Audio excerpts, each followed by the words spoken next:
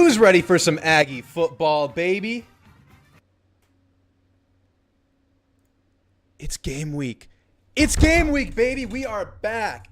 Aggie football this Friday. Kyle Field, Notre Dame. What the hell? It was taking forever, and all of a sudden we're here. I mean, damn. We got Aggie freaking football this weekend, guys, in about 5 days. 5 days. Yeah, it's 5 days. Aggies will take Kyle Field, maybe to power, maybe to something new. Who the hell knows? But we're going to get all the answers we want. We're going to see everything we want to see in game one. Because you're not playing McNeese in game one. You're not playing New Mexico in game one. You're playing freaking Notre Dame. You're playing a top 7 opponent. You're playing one of the best defenses in the country. Oh, and you have Connor Wigman back, baby. You get to go to battle with Connor, with Noah Thomas, with Moose Muhammad, with Le'Veon Moss, Amari Daniels, a revamped offensive line with new coaching, new scheme. You get it all. And you're not going to have to wait and say, oh, how's that week 2 game going to go? We got to get a little dress rehearsal in early. No. We're going pedal to the metal, balls to the wall right away this Saturday. I'm amped. You're amped. I had to play the war hymn. And if you didn't know, that sequence of songs we just played, Ecstasy of Gold, For Whom the Bell Tolls, Aggie War Hymn, that's my dream for the Aggies to run out to. And I know that's a pipe dream. Not going to happen. But if it was my way, that's what we'd be getting amped up to.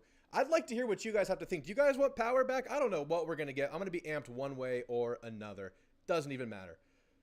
Whew. Got to contain my excitement here, guys. It's only Monday. This is going to be the longest week of the year, but I am here for it. We're going to start doing 2 of these shows a week throughout the season. The goal is to do Monday, Thursday. Monday, kind of a reaction after we've heard the Coach Monday presser, digest things a little bit, come on, do the call-in show. We're doing call-ins at the end of the show today. The call-in link is pinned in the chat. Click that. And we're also going to do a show on Thursdays. That'll be our pregame show. You guys get your last words in before we get that weekly matchup going on the weekend. Not Friday, because there's a good chance I'm at the game on Friday, so we can't really do it then. So Thursday and Monday. The Monday one's experimental. It might move to Tuesday, but for the first couple weeks at least, it'll be Monday. I will let you guys know, and I couldn't be more excited to do it. Both coaches, Marcus Freeman, Mike Elco, took to the podium today. Both presented with quiet confidence. Both teams feel like they had a really good fall camp. And between the two teams, only one major injury. Unfortunately, it was Ruben Owens, and sucks. You hate it for him. You hate it for this team. You hate it for the running back room, this offense. But if you're going to look at this entire team and say you only came out of camp with one injury, I guess you take it. It just sucks that it happened to such a promising young player. But I guess you take that to the bank. Whatever. We'll see if that ends up kicking us in the butt. Hopefully some other guys can step up in the explosive player category. Early in the year, you're going to need him early and often. Marcus Freeman was asked about Terry Bussey today, and they know about Terry Bussey. They're going to keep a radar out for him. Apparently he's returning both kicks and punts. We'll talk about that in a second. But both teams healthy. Both teams, for the most part, full go this Saturday, which is great. Potentially a rainy game on Saturday. Did you guys see the forecast? Like a 50% chance of rain at kickoff. Really weird, because the game that I've kind of been comparing this to, like atmosphere and scenario-wise, was 2018 Clemson. And that was the start of the Jimbo era. New coach. Excitement. Couple new players. You had a couple transfers. Jace Sternberger was probably the highlight there, but way more of that now than then. A lot of exciting transfers now. But just so much new, so much excitement after an era that was kind of going stale. And we reset back to that, and we feel like we addressed a lot of things. So that's one parallel. Night game, Kyle Field, top 7 team in the building. Another parallel.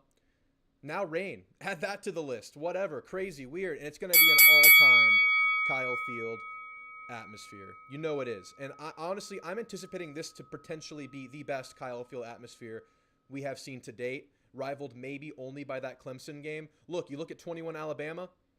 The season was, for the most part, a wash at that point. You had a loss to Arkansas and Mississippi State going into that game. Once you realized you were in it, that crowd kind of woke up. It was a little bit quiet at the beginning. I got there like an hour early, that 21 Bama game.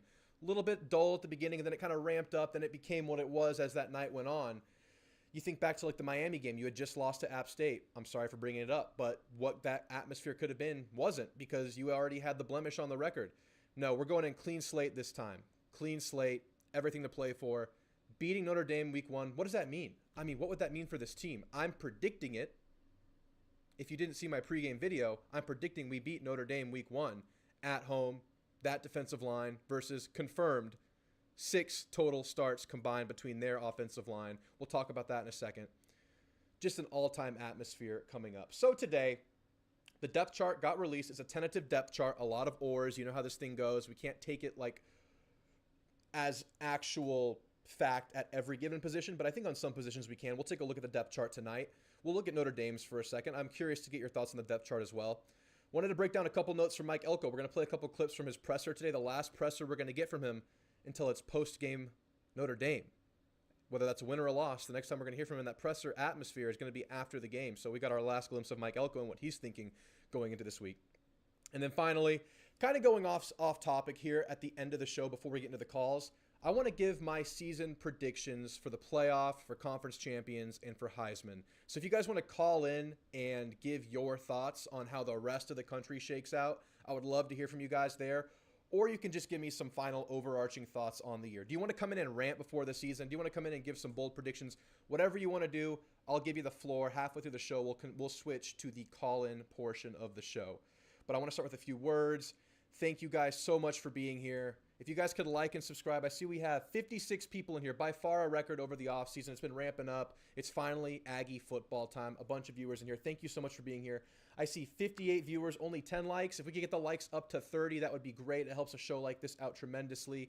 If you want to donate and support the show, you have that option. The super chat is located in the chat. There's a little dollar sign there. You don't have to donate, but if you'd like to, it always helps. I don't make any money off these live shows because I like to play the music and get us amped up. I decided to just commit to playing copyright music because I just love it. I love playing Metallica before the show, so I won't make a dime on this show. If you want to donate, that's on you. I see Rolly already did.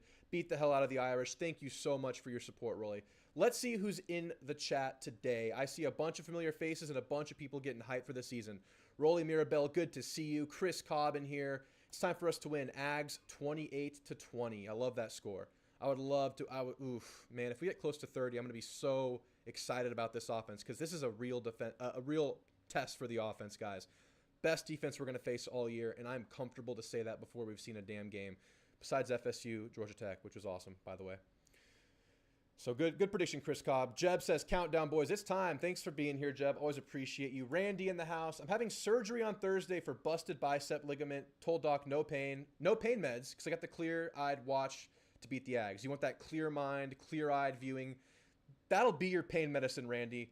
Hope you recover well from that bicep, but you're going to feel really good, hopefully, for about 4 hours this Saturday evening. Probably all day Saturday. Are you guys watching games all day? I know I am. I'll tell you about my Saturday, probably in the Thursday show. I'll tell you about what my plans are for the weekend and see if you guys can link up with me. I'll be in College Station all weekend. Anti-Ag in the house. Good to see you, Anti-Ag. John Peroni says, Gig 'em Aggies. Good to see you, John Peroni, as usual. Always appreciate you joining in here with us. Ben in the house. Howdy, Ags. It's game week. It is game week, baby. Sawyer, let's go, boys. Get to pull my tickets tomorrow. Can't wait to beat the hell out of Notre Dame and everyone else.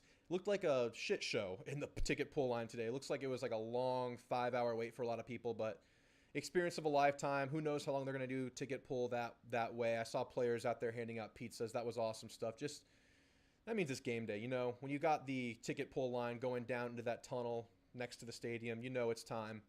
Rolly says 27-24 Aggies. Beautiful. Good to see you, James, in the house.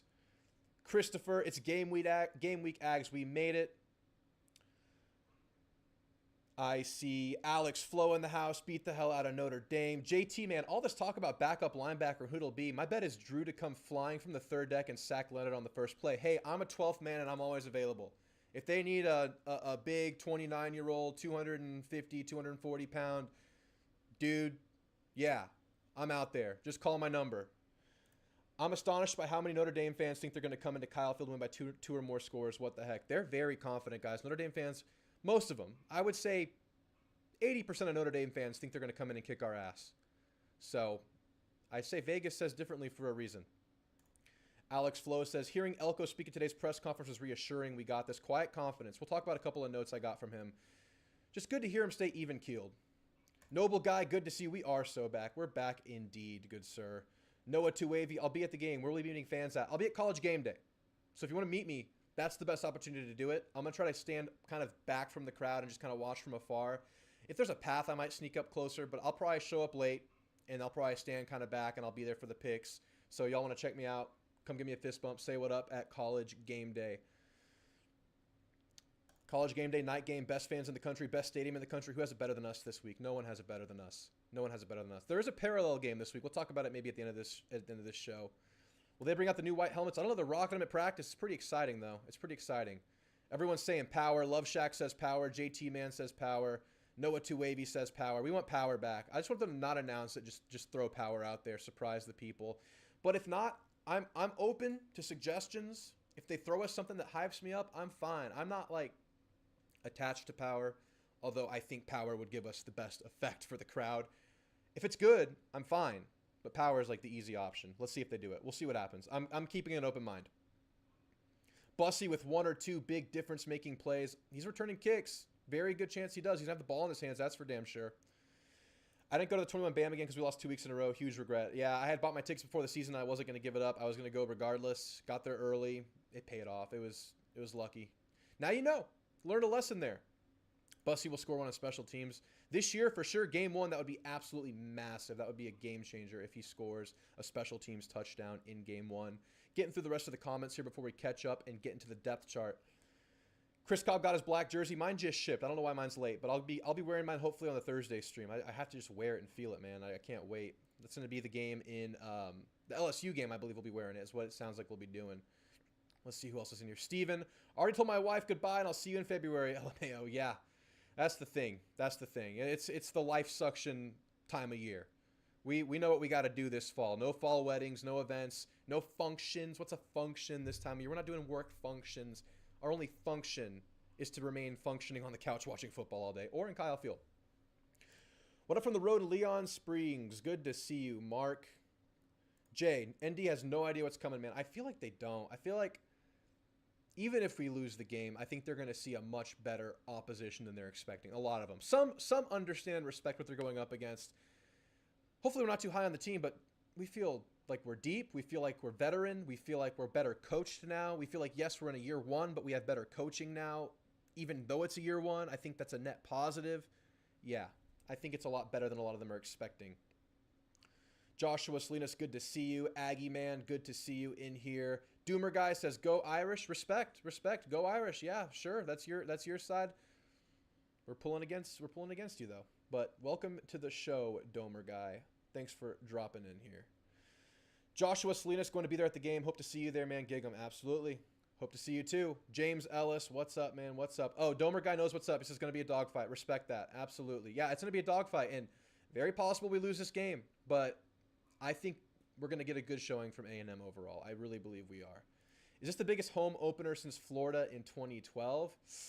Home opener? Probably. Yeah. As far as an opener goes, yeah, I think that's true. Because every other big game has been week 2. I think that's an accurate statement. What Notre Dame player scares you the most? That's a good question. Howard Cross, I think, man, because he's just such a hustler. He's so quick. Our O-line on the interior. We feel good about the depth. They've had some troubles the last couple of years. Howard Cross is the kind of guy that can dominate a one-on-one. Keep an eye on him. But it's probably, honestly, it's got to be Benjamin Morrison, man. I think he's the best player on the team. Lockdown, takes a receiver out of the game. Although I would like to see Noah Thomas get a target on Benjamin Morrison just to see what he can do because we're ready for him to pop. He's 6'6", athletic. He's healthy now. It's Benjamin Morrison. That's got to be the guy, 100%. Do you think weather helps us or them? I think it's going to be pretty neutral. I think we're going to have a cooler game than expected, maybe in the 80s. Notre Dame's practicing in the low 90s this week. They got a heat wave going on up there. Pretty fortunate for them to get that little dress rehearsal this week. I think, the heat has to help A&M because these are mostly players that have grown up in the heat. But it's not going to be as hot as anticipated, and it might be raining. So maybe the humidity's an edge. I would say slightly A&M at this point. Not as much as before, though, with now that we know it's cooler and that they're getting a hot week. This will set y'all's crowd record. Possibly. It's very possible. It's on the table. We have some... It's been hard for this record to be set, but it's on the table. Brian Scott says, I can barely hear you. Is that better? Is that better? Can y'all hear me better now? All right. Let's see what else you guys are saying. All right. I think we should get into the depth chart news that we got today. Let me try to put it on the screen for you guys real quick. Shout out to all of the media members who posted the depth chart. because that's how we got it. Let me see if I can get this full screen here. I'm a professional. I know what I'm doing. All right. Can y'all kind of see that? Let's see if I can get this better for you guys. There we go. All right. Couple of takeaways from this tentative depth chart as I try to focus it on the screen. Boom. That should be better. All right. There we go. That's kind of better. Yeah. Okay. So a lot of expected stuff. Noah Thomas starting at receiver. Trey Zune left tackle. Left guard Chase Basantis. Right guard Armaj Reed-Adams, which is somewhat of a revelation. We know he had been battling between right tackle and right guard. He was going to play wherever he was needed. He seemed like a priority guy to start on that offensive line. Now, where we have competition on the offensive line is at center between Kalinu Feyu, the Utah transfer, and Mark Naboo. There's an or there, and we have no indication of who the starter is. If you're picking between those two, and Naboo is not starting at right guard, I am leaning Mark Naboo because he has been a starter through the clips we've seen at practice. He's a guy that started a lot of games here before, but potentially a rotation there. Potentially you're going to see drives switched off at center and at right tackle, where we got, to me, a significant revelation, where we have heard that, or now that we know now, that it's actually a battle between the two true bookend right tackles, Demetrius Crownover and Ruben Fothery. Now, in my offensive line preview video, I said the highest possible ceiling for this offensive line is for one of those two guys to pan out, start at right tackle, be a solid player, be consistent, and you have Armaj Reed-Adams start at right guard. I think that was your best outcome for the right side of the offensive line. Now, we have part of that puzzle now. You're going to get one of those two guys. One of those bookends looks like they will be starting at right tackle unless, there's some last-minute flip, which is not off the table just yet.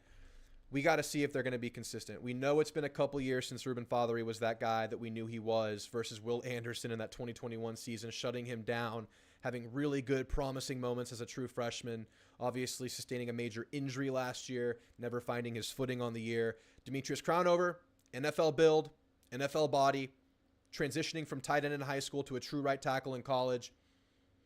You got to find consistency in him if he's starting. So very interesting between the center and the right tackle, still up in the air. I truly believe those will be rotated positions in the game. So you're going to see all four of those guys, and maybe they'll end up settling on one guy as the season goes on. Quarterback, obviously, Connor Wigman. Le'Veon Moss listed as the sole starter. I have something in my eye right now. Sorry about that. I think he's the bell cow. I think he's the one you lean on. I think he should get a majority of the reps. But at backup, Amari Daniels or EJ Smith. I would assume Amari is the first one off the bench, but I think it's a heavy dose of Le'Veon Moss. I think it's time to buy stock in Le'Veon Moss and Colin Klein's offense. They're going to lean on him. They're going to run to set up the pass. They're going to be running up the ball a lot with gap scheme plays, outside pin and pull plays, a lot of RPOs, getting the running back, getting the receivers involved a lot. And I think a lot of it centers around Le'Veon Moss. Hopefully he gets some good offensive line play, because I think Le'Veon Moss is a 1,000-yard SEC back if he gets the offensive line play. And, of course, if he stays healthy, same thing can be said for Noah Thomas. So offensive side of the ball, a lot of expected stuff. Center and right tackle still up in the air. Oh, and Moose Muhammad coming off the bench. He's your wide receiver 4. He's one of your weapons off the bench. He couldn't win out and become a starter. Cyrus Allen on the slot position. It looks like Moose will be the backup Z receiver behind Ja'Day Walker. It's a good weapon to have off the bench. You hope he can find some consistency throughout the year. He's going to be a very important player. This offense is obviously begging for some offensive playmakers. Defensive side of the ball, some things that are expected. Nick Scorton, Shamar Turner, Shamar Stewart, all named starters. No ors anywhere around those guys' names. We knew that. DJ Hicks, Albert Regis did get the or next to their names.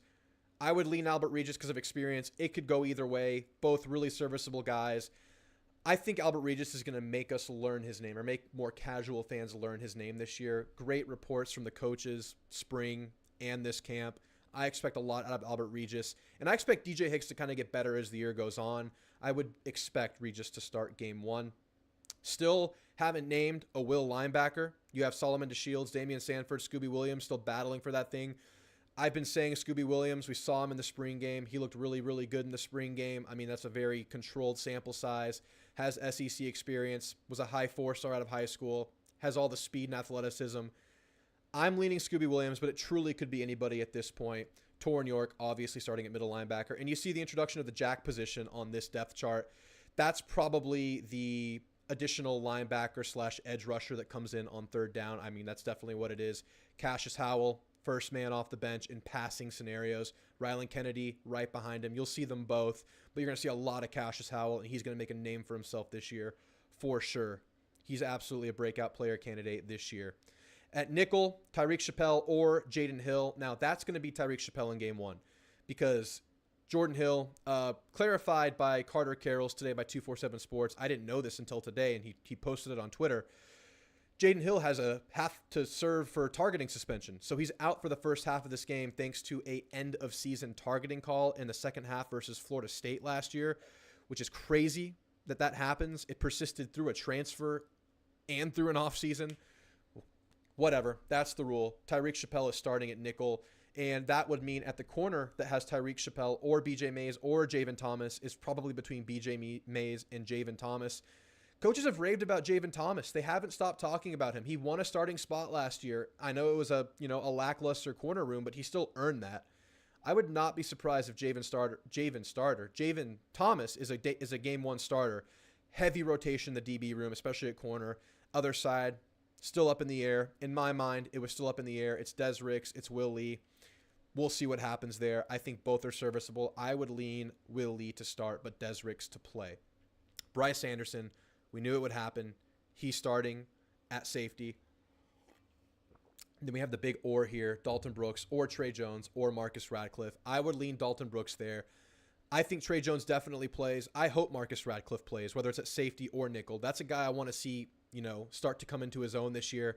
I don't think he's a down-to-down player. I don't think he's going to play a majority of the game. But I think Marcus Radcliffe, Des Ricks, Javen Thomas, that's the future of your secondary. And those guys are all going to get experience this year. Really, really exciting secondary.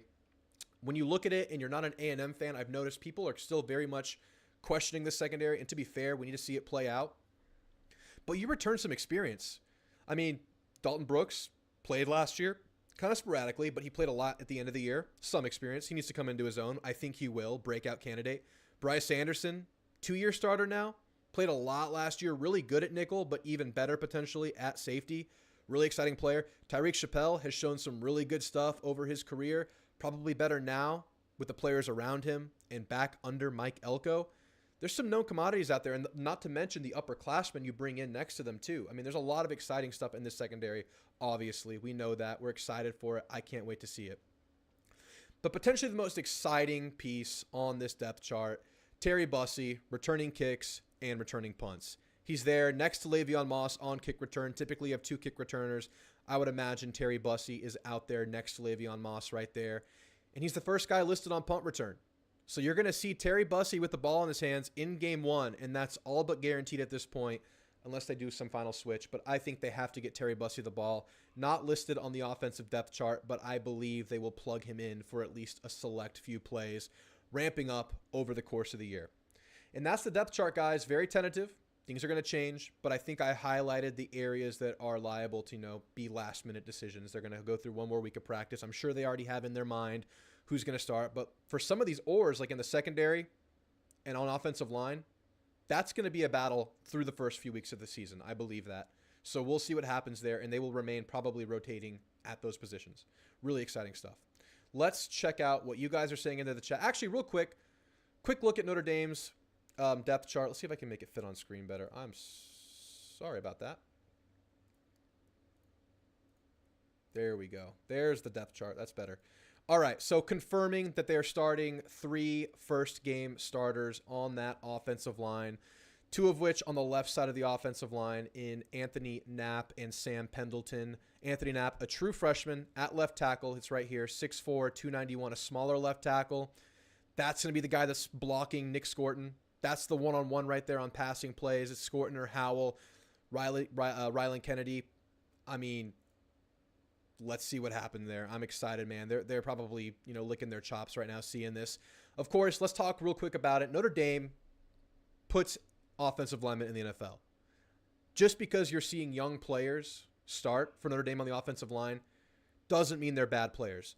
They earned the right to start in this game. They're going to be serviceable. They're probably going to be a little bit better than you would expect as an Aggie looking at this game.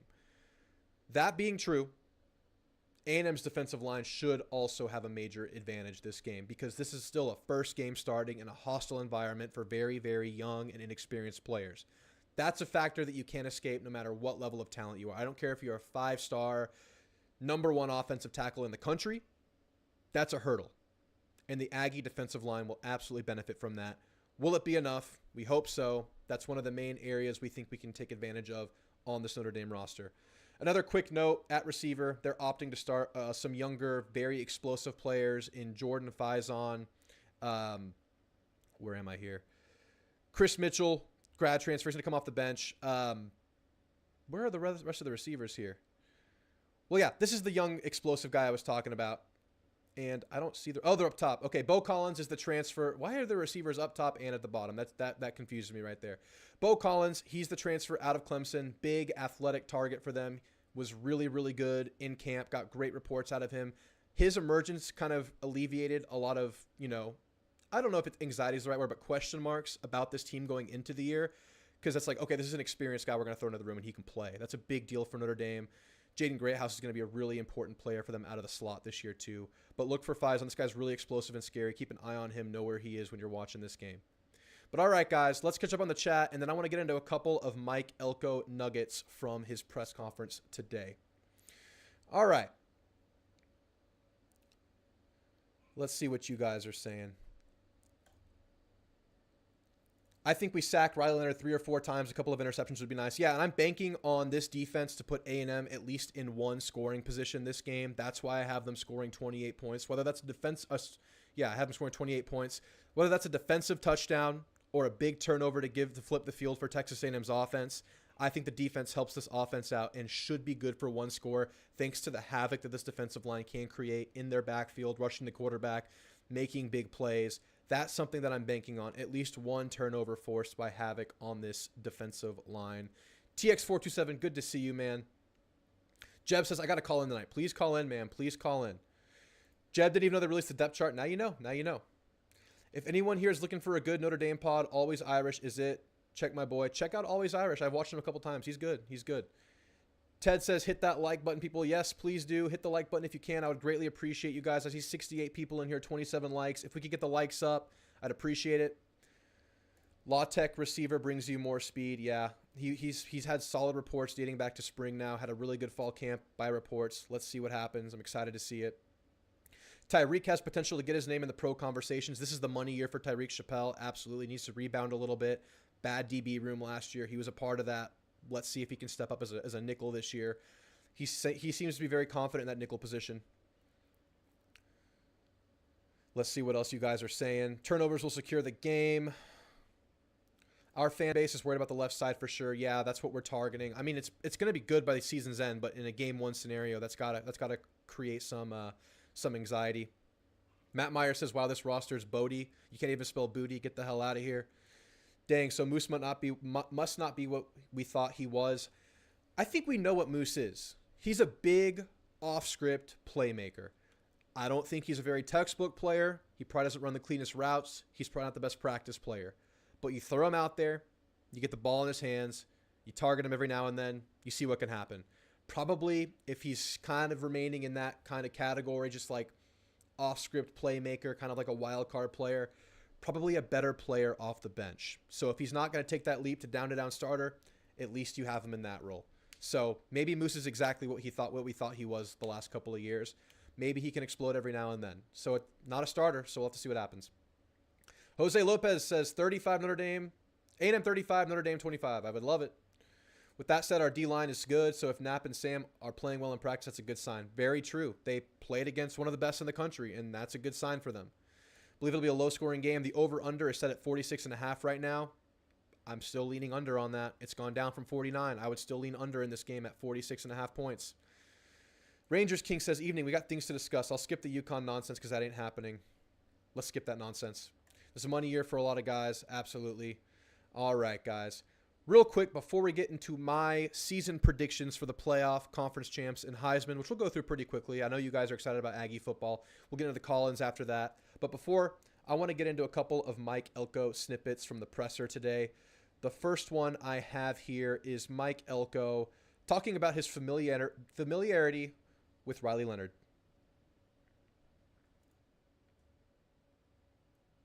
I'm a professional.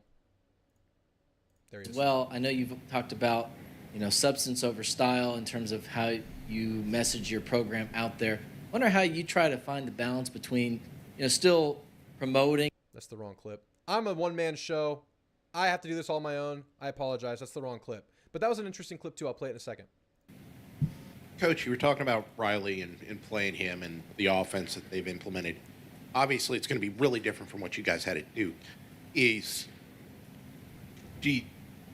With knowing his instincts and what he likes to do, is that still something that is an asset to you as you go into game planning?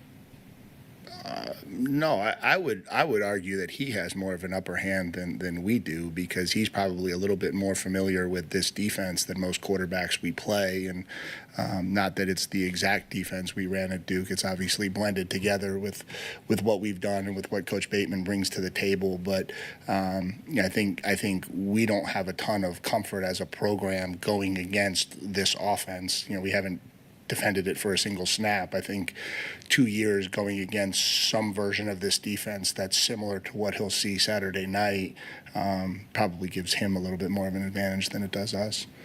And that was something that we said, or I said, in the Notre Dame preview video. The fact that Coach Elco, defensive-minded coach, very familiar with the quarterback of Notre Dame, he's underselling the advantage that is, and that is definitely a factor in this game. There were discussions behind the scenes about where he may be weaker, where you may be able to disguise coverages against him, where you may be able to do X against Riley Leonard. But it absolutely works both ways.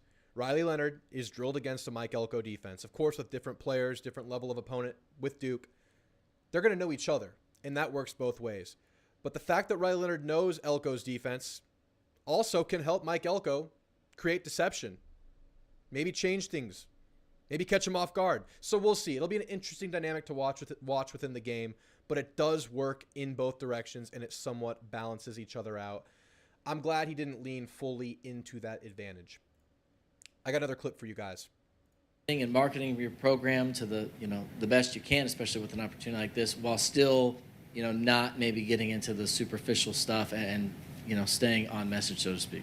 Yeah, I think you could market your program in substance. I think if you look at what we're doing on social media right now, we've been significantly more active. There's been more posts. I think there's been more creative content going out. That's all intentional. I think marketing our program is something you have to do in this day and age of college football, because your recruiting is still the lifeblood of what you're doing, and recruits live on social media. And so that's a very intentional piece of our program. I don't know that goes in line with substance. It's just what you're marketing and what we're marketing this program to be about. And then when you have College Game Day coming to campus, I think you're talking about significant eyes turning to College Station. They're going to see Aggie Park for the first time. There's going to be millions of people looking at Kyle Field in their living room on Saturday morning as they get ready for the first weekend of college football. That's a tremendous opportunity for our program and for the marketing of our program. And so I love to hear Mike Elco talk about marketing the program, because the previous regime, say what you will about Jimbo, I'm not getting that discussion right now.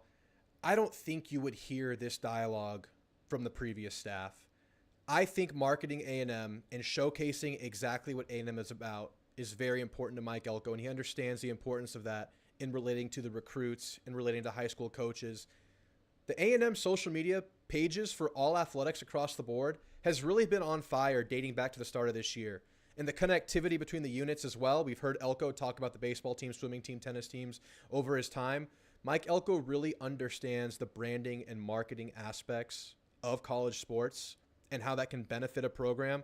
He sounds like a damn fight promoter here, talking about the social media clicks and marketing this team and having College Game Day come and get eyeballs. Oh, and by the way, 100+ recruits in the building for the game versus Notre Dame. Major marketing opportunity with College Game Day in town, primetime opponent, primetime game, all the new coaching staff buzz. I really love to hear that from Elco in the presser today. Credit for I don't remember who asked the question, but credit for the individual who asked that question. Now, the last one I want to play for you guys is a snippet on the receiver room. Mike Elco was asked about a potential wide receiver one and the benefits of having a receiver one to a team. And I have some thoughts about this, but I'll play it first. Hey, Mike, I'm wondering how you assess Notre Dame's offensive line and maybe there's a challenge. Again, the wrong clip. My apologies. We'll just transition into it smoothly. This is about the Notre Dame offensive line and his thoughts on the offensive line. We'll do the receiver one in a second. I'm a professional once again.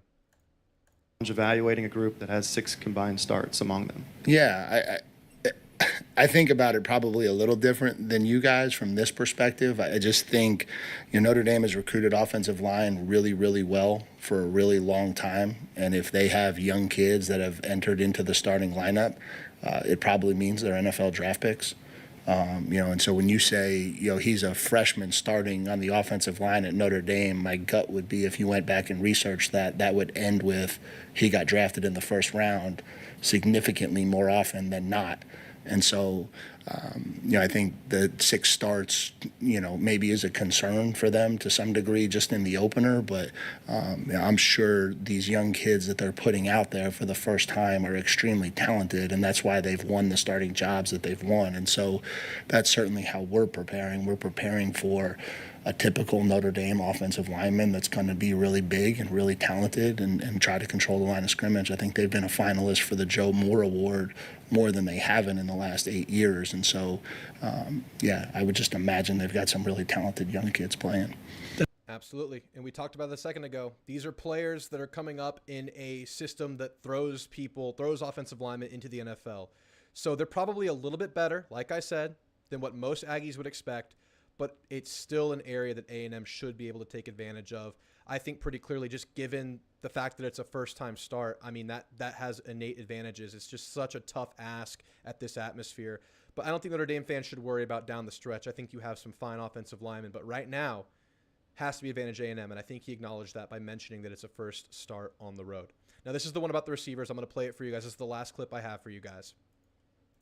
Behoove an offense to have a guy who is the guy, the number one, or is it better to have it spread across, or does that not really matter when you look at that from wide receiver perspective?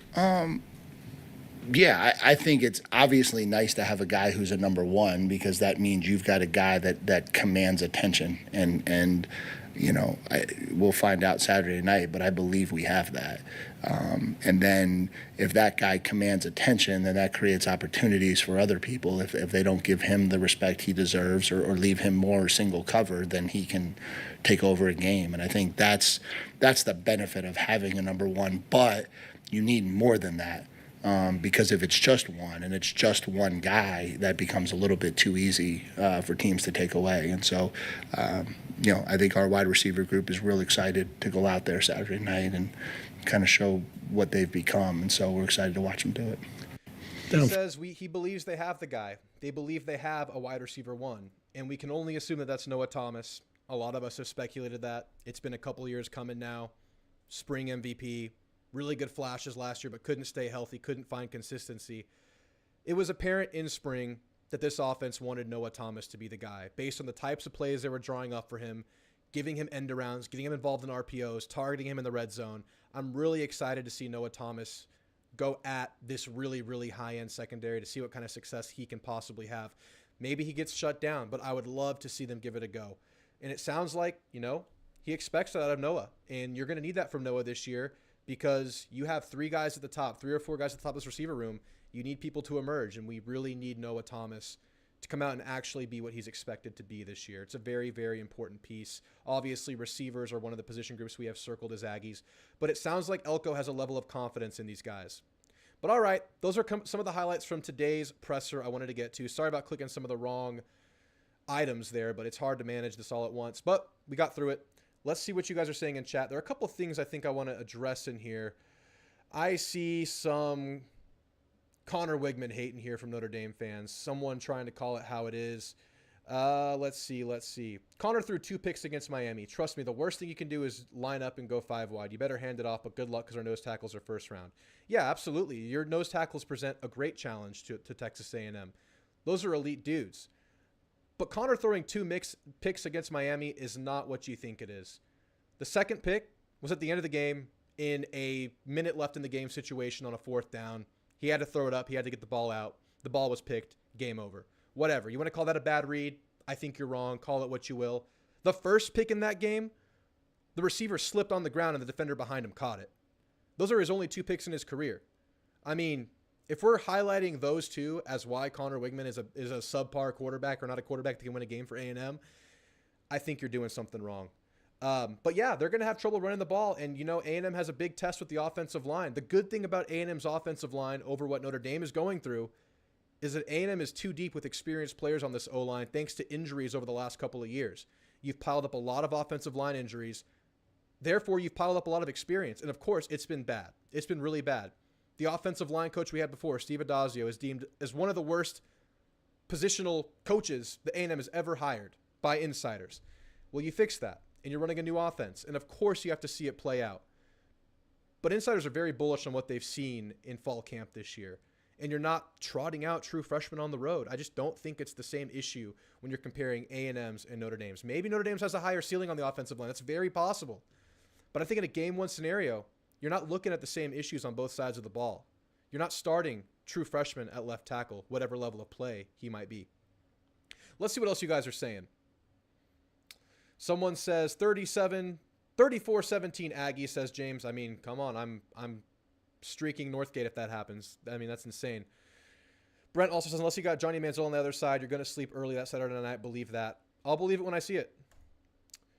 McGavin says 31-14 Aggies. A lot of confident Aggies in here. Like, if we score over 30 versus this offense, I'm changing my season predictions. Like, I'm calling us a playoff team. If we're, like, potentially a playoff team, I'm switching my season prediction to 10 wins if we're scoring 30 against Notre Dame's defense. By far the best defense we'll play this year. Top 5 returning defense in the country. Let me talk real quickly about the differences between their defense and our defense. A&M has a lot of upside on their defense with this defensive line, players added to the secondary, young players maturing like a Torian York, like a Shamar Stewart. But we still have to see it play out. We're very, very sure that it's going to happen. Amazing pieces. You wouldn't throw this defense back for many in the country. Notre Dame brings back an established defense, essentially. They're bringing back established stars. So they have that going for them. And if A&M is able to score in a first game scenario, 30-plus points against an established star-studded defense, that means something. See a lot of Aggies predicting that. That's a really, really hard marker to hit. Now, I have A&M getting close, but I don't have A&M getting over 30. And I think a defensive play is what gets A&M closer to 30. But if you go out and you score 4 or 5 touchdowns on long sustained drives against this defense, that absolutely means something. So if you guys are predicting that, you might have A&M in the playoff if that's the scenario. I mean, that is what you're talking about as a litmus test for this offense in week 1. Let's see what else you guys are saying. Yeah, I see y'all talking trash over here. I think I addressed this, Domer guy. I saw this, and I addressed the differences between the O-line. Of course, both have to show something. Both have to step up in a game 1 scenario, but I think A&M has experience where they don't yet. I think I addressed it. 42-17 A&M. 3 false starts by Notre Dame in the first half. That would be something. My goodness. Yeah, you're talking about the receiver slipping. Yep. Good to see you. Let's see, I lost you. You got a lot of chat in here. Let's catch up real quick, then I'll get into my season predictions. And I want to hear from you guys, too. I have 4 people waiting in the call-in waiting room. We'll get to you guys in just a second. Anybody else wants to call in, we'll go late tonight, however long it takes to get through these callers. Pete O'Neill in the house. Good to see you, Pete. Let's see. Didn't A&M have like 7 pre-snap penalties versus Bama? We have the same energy we put on stream. We always already on an already strained offense. Yeah. And that experienced Bama O-line last year had 3 false starts in a row in Kyle Field. Just saying. Not a single pick outside of those 2. Absolutely. They're looking at this game through a Jimbo lens. I believe this team will be a lot more disciplined. I do too. And like I said at the beginning of the show, it's a year 1. But it's a better coaching staff in our minds. We're still looking at it as a net positive, getting rid of the Jimbo staff, adding this really good Mike Elco staff. It is a year 1. There's a learning curve, but we still feel like it's a net positive for sure. Veteran team, absolutely. Riley Leonard's going to throw a pick 6. Look, if Leonard throws a pick 6, it's because of the defensive line. I think Leonard's a good quarterback, but you can make him worse by causing havoc, and that's what I think we're banking on to slow down that offense for sure. And I think the secondary of A&M can match up with their receivers. They have some really good talent in that receiver room, but it's also game 1 and a new offense for them. You're also throwing out a couple first-time starters on that receiver room. They got a learning curve too. So I think A&M can get it done. I think A&M can match up well with those receivers. I don't think that's I think that's almost a wash. Kyle Fields hostile at night, absolutely. I think your offensive game plan will play into what our defense wants. Possibly. We'll see. You just can't throw over the field in our secondary. Look at our secondary. I know your secondary is amazing. It's maybe the best. Y'all are Michigan in the country. But we think there's a reason Connor Wigman is round 1 in some NFL scouts draft boards right now. There's an absolute reason for that. So if someone can make something happen with that secondary at home, Connor Wigman can find, some windows. But I'm not looking at an offense to be thrown all over the field against that secondary. No, I'm not saying that at all. I think it's a low-scoring game, obviously. I'm calling the under on the 46.5. If you let Connor have 40 passing attempts, he's throwing 2 picks guaranteed. Maybe. I don't think he's throwing 40 balls this game. I just don't think he is.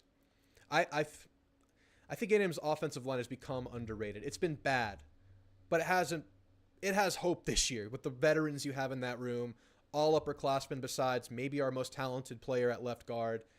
I think it's become underrated. And I'm not saying it's amazing. I just think it's being rated worse than what it's likely going to be.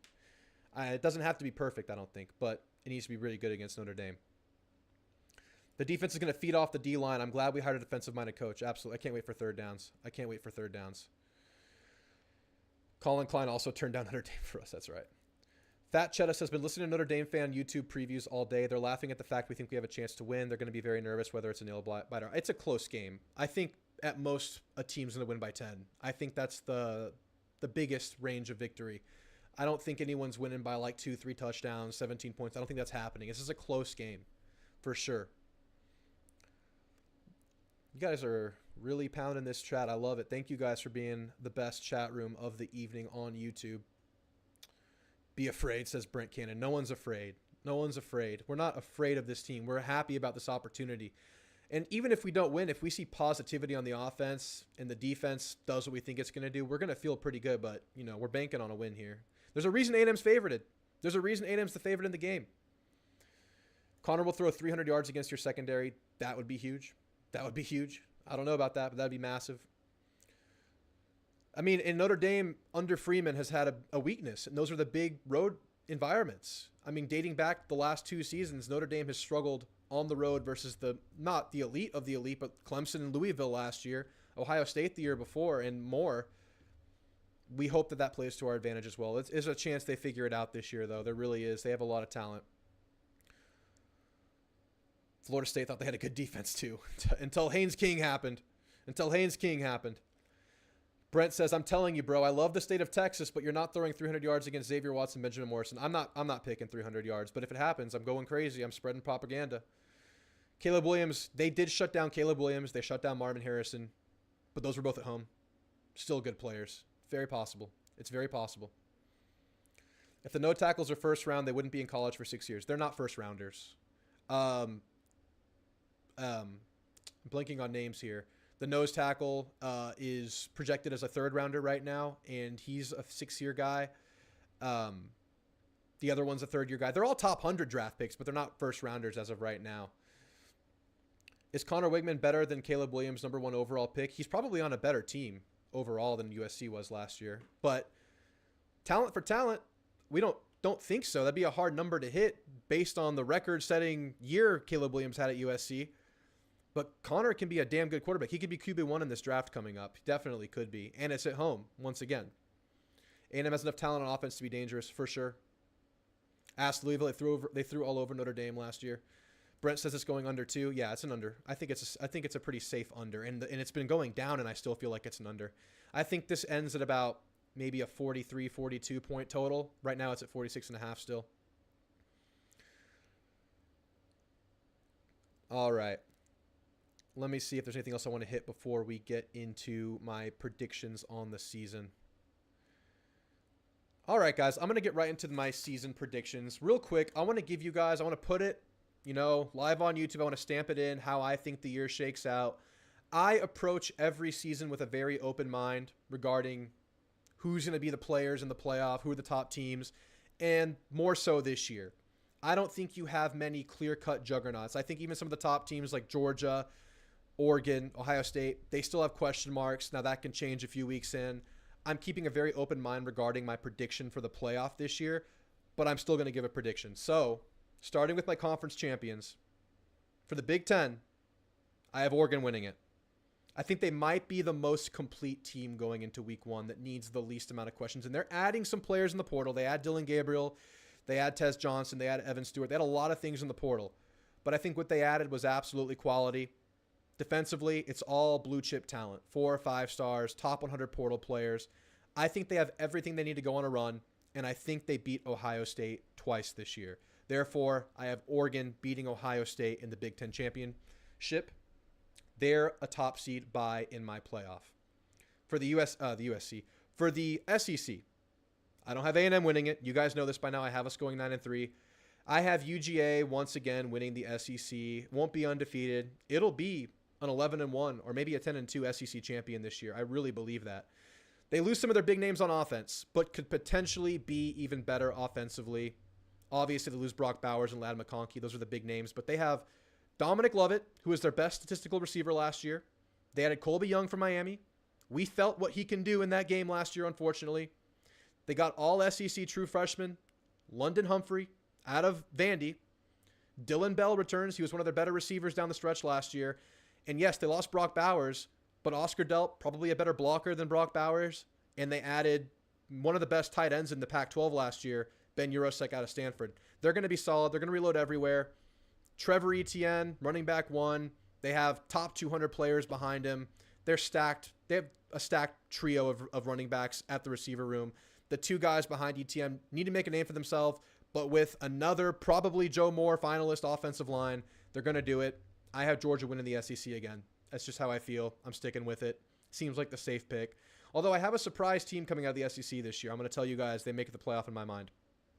Defensively for Georgia, they lose 3 DBs to the draft. They bring back Malachi Starks. But everybody in that rotation, like 2 deep at safety, 5 stars, corner, blue chip players, they're going to be fine. 3-year starter at linebacker, 5 stars around him, kind of making a name for themselves. I think that they're going to be just fine. I think UGA is the SEC champ. Now, the one I had the most trouble with was the ACC. I was thinking Clemson, and I changed it right before I got on this video. I think it's Miami. And I don't even know if Miami wins week 1. They might lose on the road to Florida because that's just a tough environment. It'll be a swampy swamp, 2:30 in August at Gainesville, week 1. They might lose that game, but I still see them as the most top to bottom talented team in the conference. They added some monsters in the portal, and that starts with Cam Ward out of Washington State, Damian Martinez on offense, Restrepo, Jacoby George back, amazing receiver duo, amazing offensive line, should be even better this year under Cristobal. I mean, everything you can want on offense. You just have to put it together.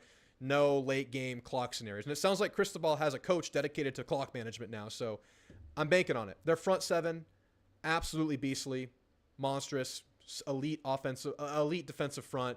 They have to figure out the secondary. And that's why I think they could potentially lose week 1, because Graham Mertz is an underrated player. That could be a shootout in week 1 on the road. I don't know what's going to happen there. It's scary for them in week 1, but I still have Miami winning the ACC. And here's my Big 12 champ, and this is another hard one, but I feel pretty good about Oklahoma State. What they have is major offensive continuity. Bowman, the quarterback, is back. Ollie Gordon, I'm just going to tell you now, Ollie Gordon's my Heisman pick. I think he's an amazing, electric, elite player. They bring back that offensive line. They bring back pieces on that offense all around. Their top 2 receivers are back. I mean, they have everything.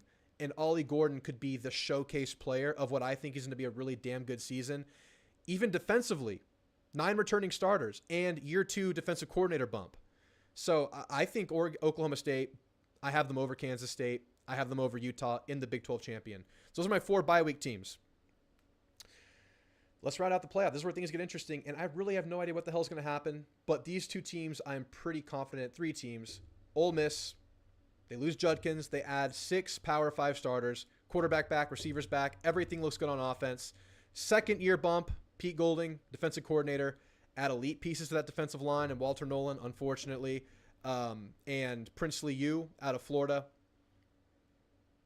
Yeah, they have enough to go 10-2 in the SEC, and I think they do, and I think they potentially lose in the SEC championship versus Georgia.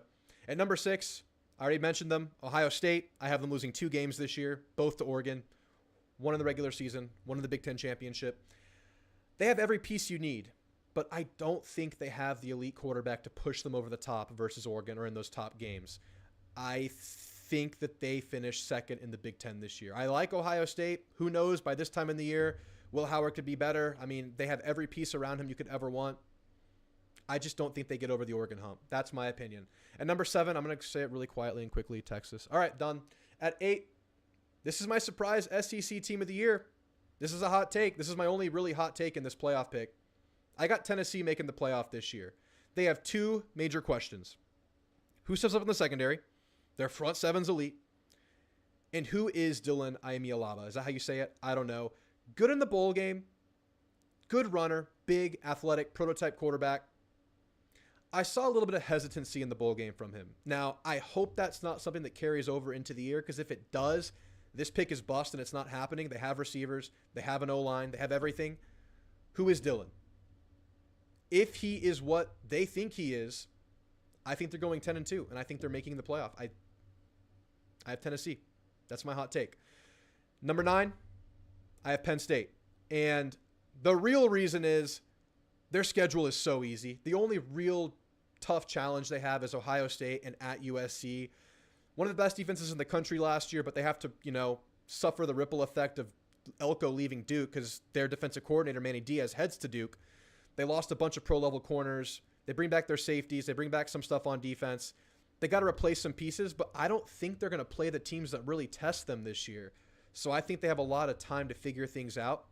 Offense has a lot of talent. They add maybe one of the best OCs in this last coaching cycle in Andy Kotelnicki. O-line kind of got better throughout the year last year. They lose 3 starters, though, but can they build on that momentum? A lot of raw talent to work with on that offense. It's the schedule, though, for me that does it. At number 10, some of you in the chat right here are going to be excited by this. I have Notre Dame making it, even though I have them losing to A&M. I think Notre Dame either runs the table or loses one more game after A&M. And I am of the opinion that a 2-loss Notre Dame will sneak into the playoff as a 10th seed. So you're welcome, Notre Dame fans. I have you guys making it regardless. And if A&M wins, it'll feel even better if this all shakes out this way. At number 11, honestly, ran out of teams I was really confident in. I threw Bama in there. I think Bama is good enough. I think they have enough talent. They're recruiting well. They're going to be good for the next years to come. I think this offense figures it out. I think, they just have so much talent, man. I just think Alabama sneaks into the playoff. At number 12, I didn't know who to pick here. I threw Liberty in because they play no Power 5 teams. They're probably undefeated. They're probably going to be the G5 school that makes it in. It kind of sucks that this has to happen. It'd be nice if like a 9-3 team could have an opportunity at the end. And who knows, maybe Alabama's 9-3 and sneaks in. But at that point, it's a ton of competition.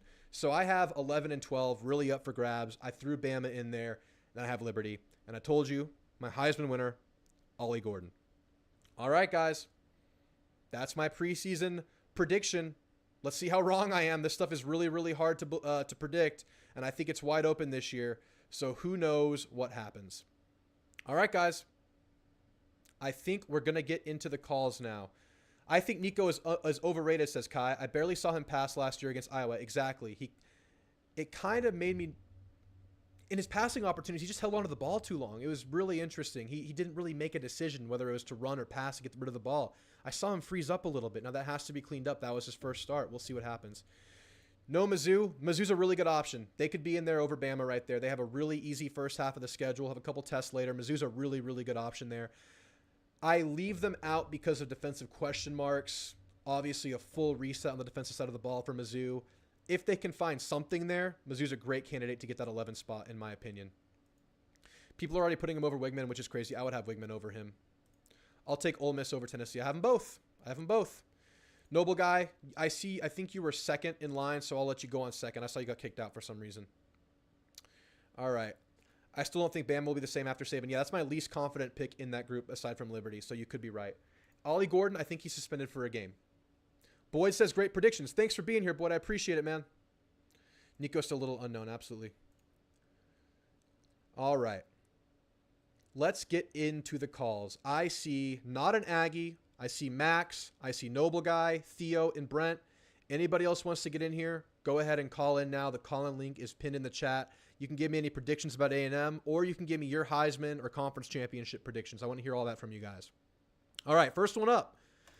Not an Aggie. You're on with Drew. What is on your mind tonight, my friend? Hey, what's up, man? It's been a long time since I've called in. How you doing, man? Thanks for calling in. What's on your mind tonight? Not much. Maybe just I'll give you all my predictions, but maybe we talk about some of the big games week 1. Yeah, let's hear what you want to bring up. So I guess we'll first talk about Notre Dame and Texas A&M. That's a big game. I have, for the majority of the offseason, thought Texas A&M was going to win, but I've just had this feeling this week, unfortunately for you, that Notre Dame is going to pull us out. That's fair. It's very possible. What's your reasoning for the shift? I think it's year 3 under Freeman. I think he's going to start to put it together. I think Elco's a good coach, but Texas A&M 2 years ago was 5-7. They were 7-5 last year. He's taking over an entirely new team. Most of the time, these transitions, they're not as good as you want them to be. Yeah. I mean, look at Kirby Smart at Georgia and Nick Saban at Alabama. Great coaches, but their first years were pretty piss poor. That's fair. And, I'll oppose that because I'm an Aggie. I look through maroon-colored lenses to make a counter-argument towards that. One of the differences now is that a coach that comes in can handpick players from the portal that you want.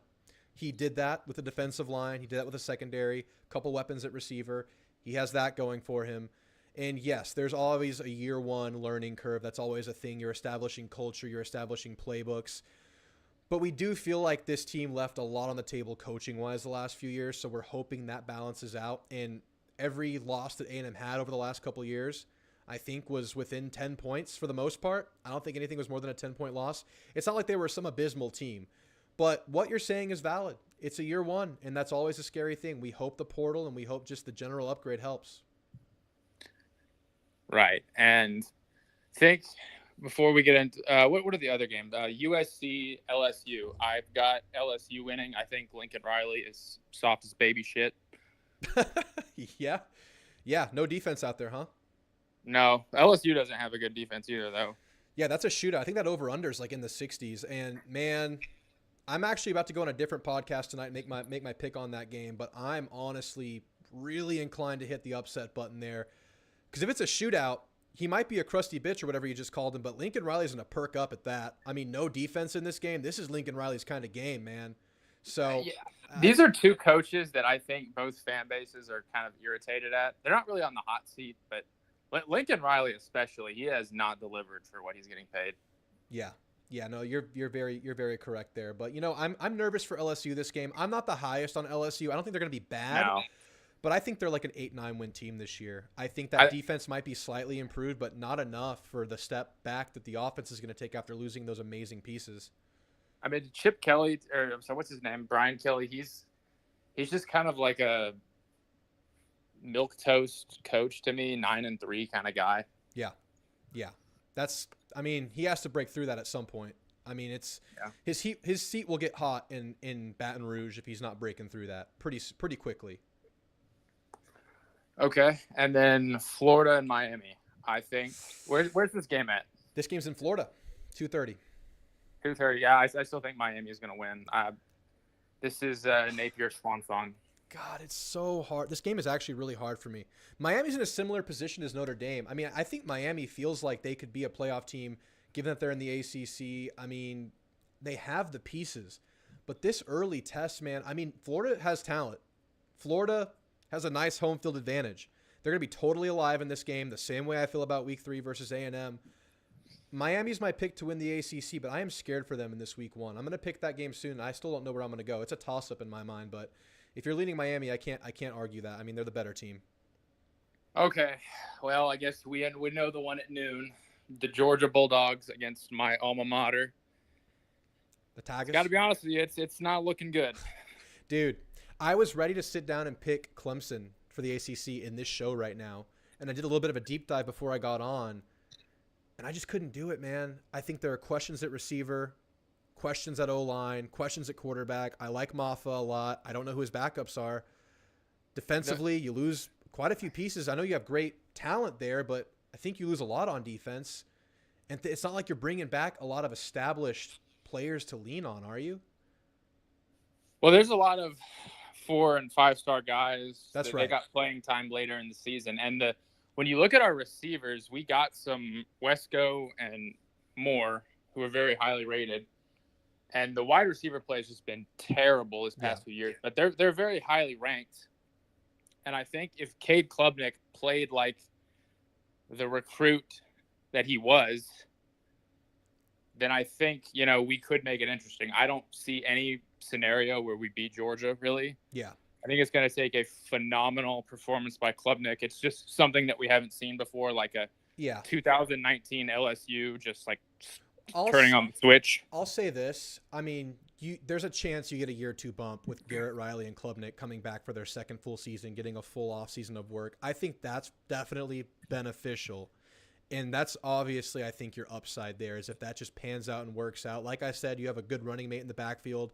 I really like Phil Maffa, but he's got to figure it out. What was it, like 11 interceptions, 8 fumbles last year for Klubnik? It's just, we've had a turnover every game since the Orange Bowl in 2022. That's every game, damn. Like that's going back to 2022, turnover every game. Yeah, that's rough. That can't happen. If that continues, it's a doomed season. Look, I respect the talent. You didn't fill in the gaps with the portal. That always hurts. You're banking on too many leaps, I think. And I'm out on Clemson. I think you could definitely still win 8 or 9 games, but I'm out on the upper echelon season. You're losing week 1. I'm sorry.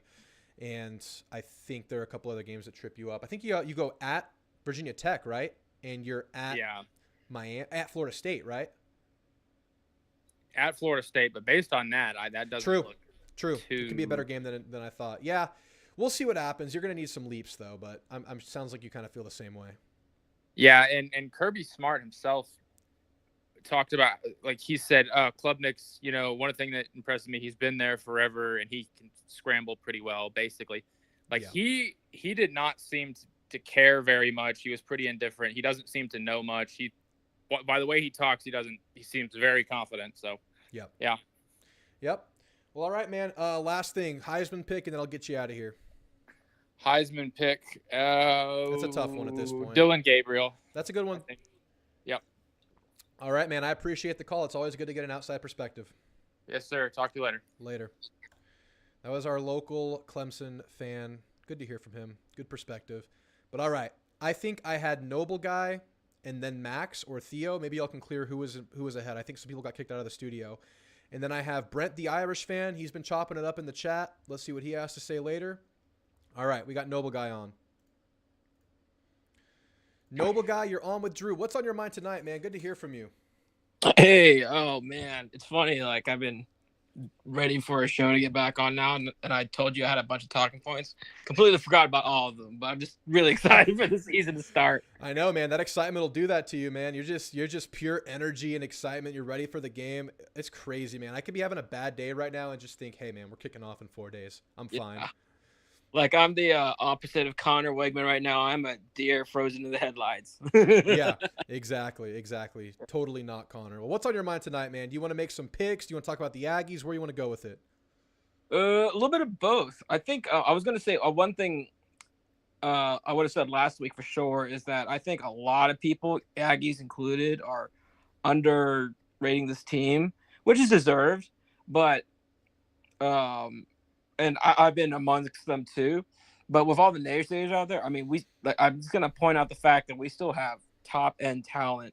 Like, Jimbo didn't leave the cabinet bare despite, the fact he couldn't coach his way out of a paper bag or develop or anything beyond that. He did. He was a one-trick pony, but his trick was recruiting.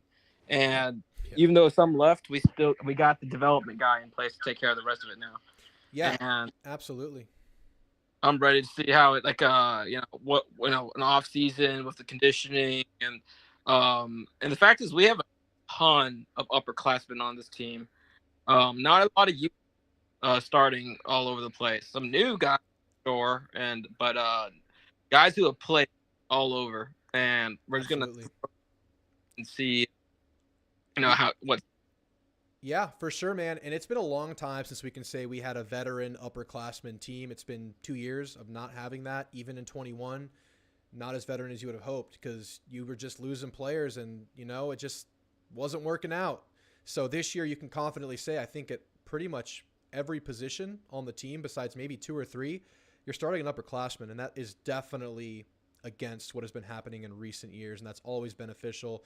And to your point about losing players in the portal, yeah, for instance, the D-line, you lose 5 really good players.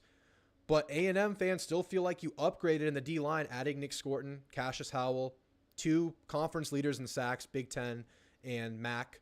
And then you bring in 2 veterans, one from the Big Ten in Rodas Johnson, one from the Big 12 in UCF, Josh Salazar. That's quality depth. So you do feel like you filled in those gaps nicely. Now, it's the newness factor. It's a new team, no continuity with those guys, but you feel good about it. And the players they're replacing had great potential and great talent, but they weren't necessarily panning out when we lost them. So you feel like you upgraded at a lot of spots. Absolutely.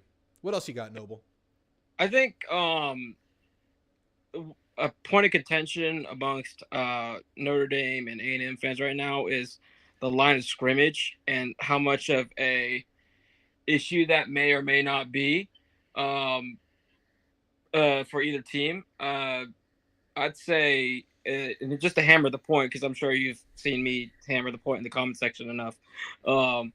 The both defensive lines are better than the offensive lines they're going up against. The problem is the defensive or the offensive line for Notre Dame, while going to be very talented, very good one day, it's not going to be on day one on the road with 3 consecutive 3 starts between the 5 of them. That's not a recipe for success against any odds. Like, we've seen so many times, like A&M roll out very talented freshmen out there. We're like, you're 5 stars, got all the recruiting hype, but then just couldn't. They get beat by like 3-star 22-year-olds who have been in the a weight room for 4 or 5 years already, and seen like plenty of games in the trenches. So, like, I mean, the left tackle situation. I mean, just anywhere and everywhere really on the lines. Like, I'm curious to see like how our O-line holds up. I'm genuinely like, I think if the O-line can just not be a absolute letdown, like our end it will wash out. Like, we'll be able to pull ahead from that end. Yep. And I mean, I'm confident in saying the discrepancy between A&M's O-line and their D-line is less than what they're going to be dealing with when their offensive line is on the field against A&M's defensive line. I just think that maybe, like I said, their offensive line might have a higher ceiling than A&M's does. But that is just such a hurdle in game one. And if they do perform well and they do shut down the defensive line or have a lot of success or they win that battle, that would be extremely, extremely unusual, surprising, and downright legendary if that happens. I don't expect it. I don't think odds makers expect it. That's A&M's big advantage in the game. And I think people are underrating Connor Wigman as well. The potential of this receiver room, A&M's running back room, I think is very underrated as well. Of course, they're saying the same about their rooms, and I think rightfully so. But I just don't think they have this massive advantage in the skill position room like some think they do. And I think that's indicative in the odds and everything like that. What do you think? I'm going to answer back with a question. Like, I wonder what Notre Dame fans think the spread should. Like, It's not something A&M made up. Like, on a neutral site or in Notre Dame, this game should definitely go like would we be favored towards Notre Dame, but not by much. For sure. I would, if this game was in Notre Dame, I'm picking Notre Dame. Absolutely. Oh. It's huge that it's at home. And the weird thing is, I think both teams lose a lot next year going into Notre Dame. I think it's going to be a bit of a reset, especially Notre Dame's defense. Of course, both teams have talent waiting in the wings, but it'll be a bit of a fresh restart next year too. Be kind of analyzing a totally different game. But yeah, if it's Notre Dame this year, I'm picking Notre Dame 100%. I'm kind of going off that point. The dirty little secret about A&M season, this season and next season is the fact that, but because of all the passing we have, we made like way more this year than what we did the previous year, even with exchanging a new head coach. That's another topic for another time because we want to focus on the current season without jumping ahead. But that's like this leads to the other point of I think A&M fans should not set expectations at 10-2, but don't be surprised either. I listen to all the reports and looking at the schedule that's huge. There's no reason why I couldn't see us going 10-2, and quite frankly, it's like a matter of if. And we're gonna beat a dead horse here, but if we can execute on what the plays that Elco's gonna have drawn up, and just have essentially a clutch factor to ourselves that we never had for the last 3 years, then we have everything that we need to compete like seriously to make a playoff. I think you're absolutely right. Of course, you have to see that happen in year one, of course. But yeah, the last couple of years, you've seen A&M in the middle of games and then just kind of fall apart, second half, fourth quarter, don't have the toughness, don't have the strain, don't have the playmaking ability down the stretch. And we're hoping that changes this year. We're hoping, strength and conditioning helps with that. Veteran experience and leadership helps with that. And coaching helps with that. That's a big thing that needs to improve and change this year, because as manageable as the schedule is, it's not easy by any means. The road tests, I think South Carolina is an underrated team. I think Auburn has talent. I think Florida has talent. Those are teams that can scare you and get you. And obviously Notre Dame and Texas are some of the best in the country. And then Missouri and LSU, those are some elite offenses coming to Kyle Field. So there's a lot of roadblocks, but a lot of opportunity. Yeah, no, I agree. I'm curious about the South Carolina point. Like, why does I'm genuinely curious. I don't know. I'm not trying to throw shade at South Carolina, but like, why does everyone think South Carolina is going to be a trap for us? I don't want to fall in the trap of we beat them almost every single year, therefore we'll beat them again the next year. But at the same time, I don't see how what have they done? Like, they lost Spencer Rattler and Xavier Leggett, I think a running back as well. So much talent, and then somehow they're supposed to be more dangerous this year. Well, their offensive line was an absolute mess last year. It made their team just worse innately. Think about our 2022 offensive line, where it was young and then players just kept getting hurt and you had to throw younger players in, different looks, different starters every week. They dealt with that last year. They really struggled. One of the worst SEC offensive line seasons I can remember. Now, they bring pretty much every player that was in that mess shuffle back this year, and they bring back a Joe Moore finalist offensive line coach from BYU, so there's room for improvement on the offensive line. Obviously, Spencer Rattler's gone, and he made lemonade all the time. He was their offense, basically. They lose Leggett. They lose Juice Wells, who barely played. They get Nick Harbor back, one of their best receiver prospects in quite a while. But they add Rocket Sanders, and they have Lenore Sellers at quarterback. So if their offensive line gets figured out, I think they could have a respectable running attack. Now, when I'm saying they're dangerous, I just think they're not like a 5 or 4 win team. I think they're like a 7-8 win team. And they could beat anybody if that team has a bad day. So if A&M has a bad day, overlooks them going to South Carolina, that could be a problem. Now, I'm not picking A&M losing that game, but I just think they're going to be a little bit better than expected. And they bring back, I think, 8 defensive starters. So maybe a serviceable defense as well. So, they're respectable. I think they're a solid team, and it's not one that, A&M can afford to look past in any capacity. And not saying they will, but, some teams that have said that have. So I'm just saying look out for them. They're going to surprise a couple teams this year, I think. Of course, still a prediction at this point. Yeah. Another matchup I will say, because this is what Notre Dame fans will say, is the one way to neutralize the bad O-line is a good rushing quarterback, one way to neutralize the bad O-line and a great D-line that you'll be facing is have a rushing quarterback.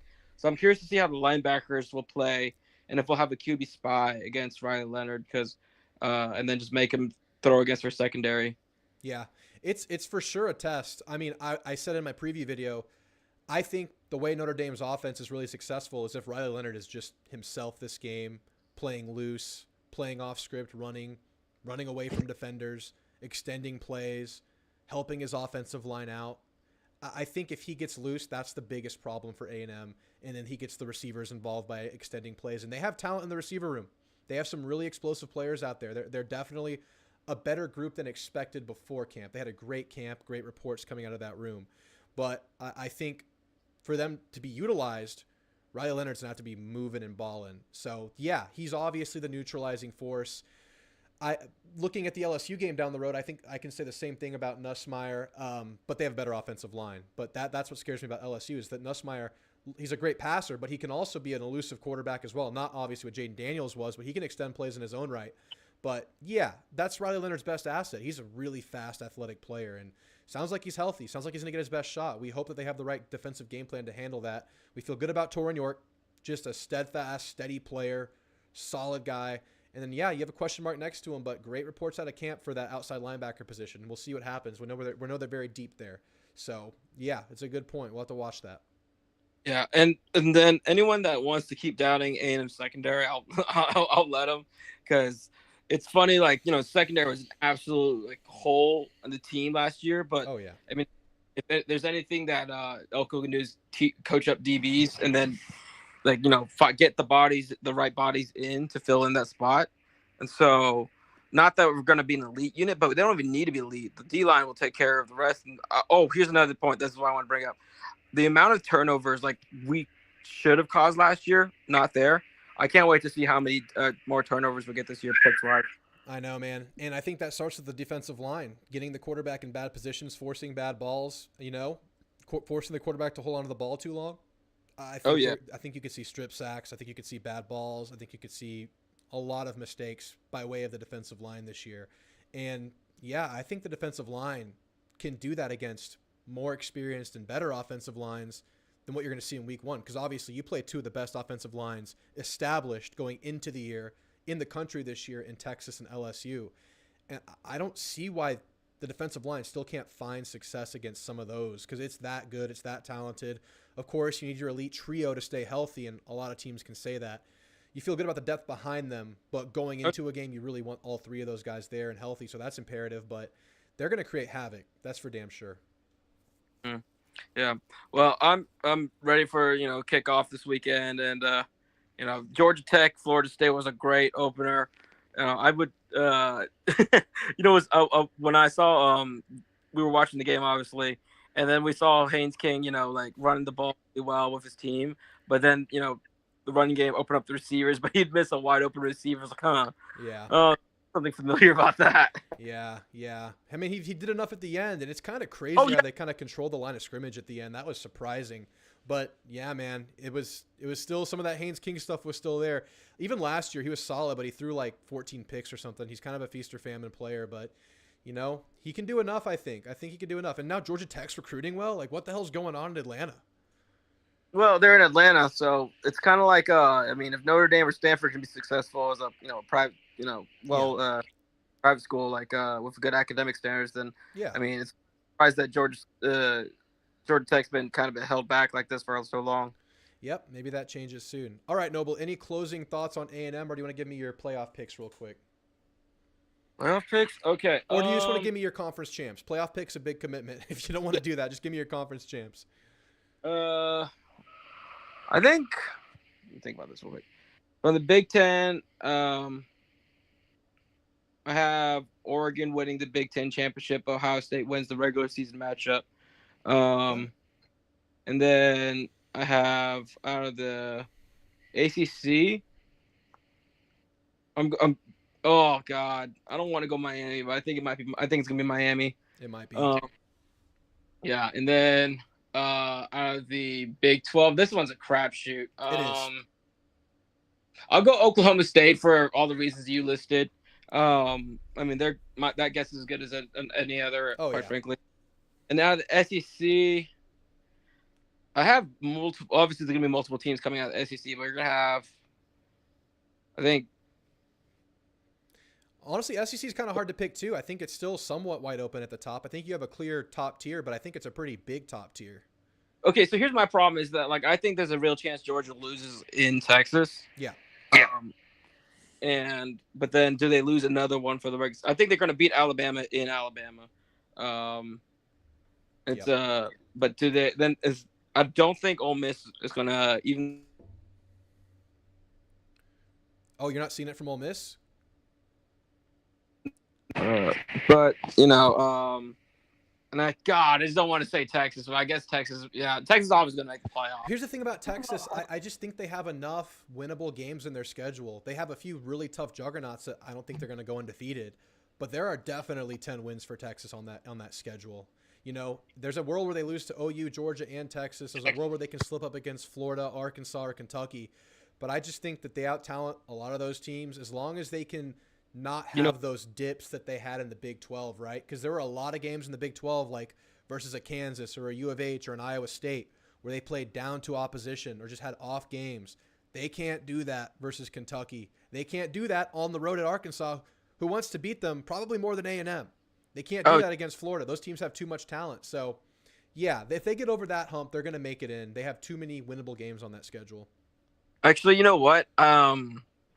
This is my pick for Texas schedule, and I'm going to give credit to this is from the Craning Company show. Yeah, and there was logic behind it too, and I like it, so I'm going with it. They're going 9-3, lost to Michigan. Kentucky's going to surprise them. final loss to A&M, and then they're going to miss the playoff because they lost to A&M. Nice. It's going to be Georgia Ole Miss in the Georgia Ole Miss is a rematch in the SEC championship.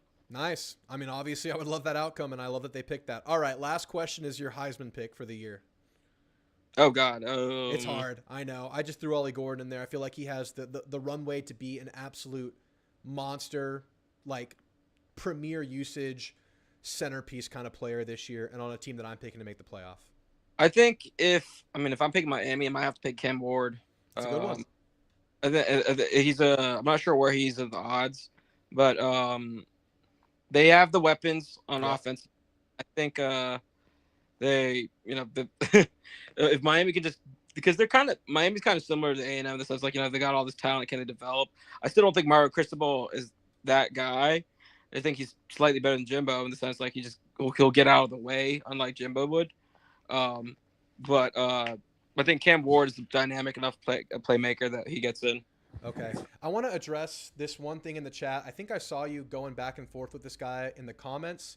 He's a Notre Dame fan. He's been respectful. He's very, very strong in his Notre Dame prediction, which I respect.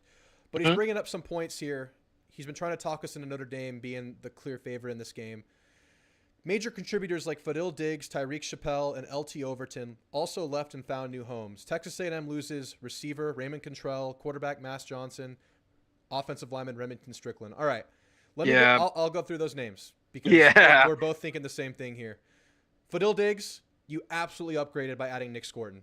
Fadil Diggs was a solid player, but he was never a menace. He never created havoc. He was always just a little bit He wasn't even a true edge rusher until last year.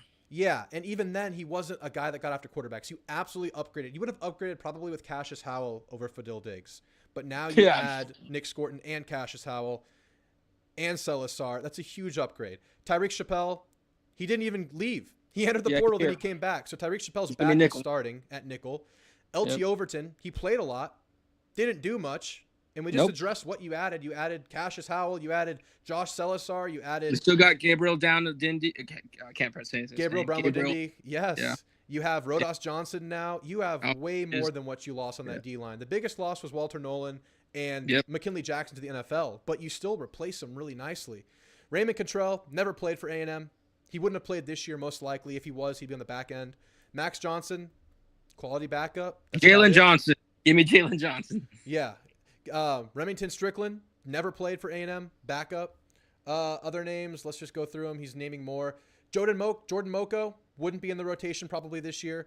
Jordan Gilbert, you feel like you upgraded. He was slow. He was so slow. He got burnt so many times. Yeah, he's starting for LSU now, but that makes me feel better. I would have liked to have him back, but I liked him. Don't get me wrong, I liked him, but then it was also like I liked the least bad DB. Yes.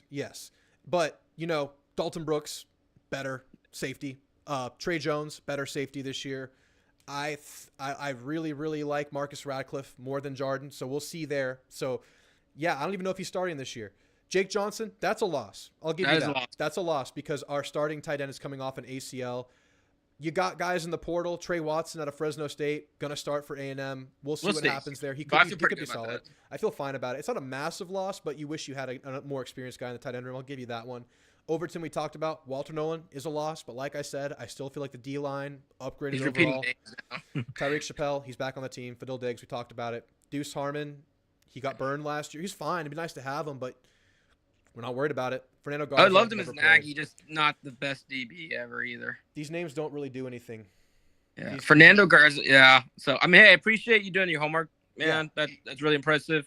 But those weren't contributors to the team. The ones and anyone that we lost was a contributor we replaced. Yep. I mean, Evan Stewart, Walter Nolan. Those are the top two you lost. You replaced them. You got a more productive player over Walter Nolan. The biggest loss on the team, I think, was McKinley Jackson. I don't think you replaced him exactly. That's the biggest one. That's the NFL. But young players there to fill in. We'll see what happens. But all right, Noble, any closing thoughts for you tonight? No. If these depending on how many Notre Dame fans get in the call stream, I might call back in. Yeah, I'll have you jump in if you want to chop it up. Yes, stay ready. We have one Notre Dame fan waiting. I'm excited to talk to him. And then I love talking ball because it's two opposite perspectives, and who's talking points who can come out on top. Yeah.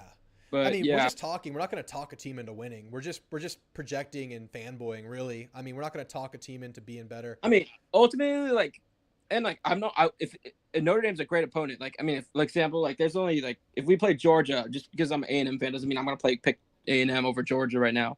I just think the matchup lines up in A&M's favor.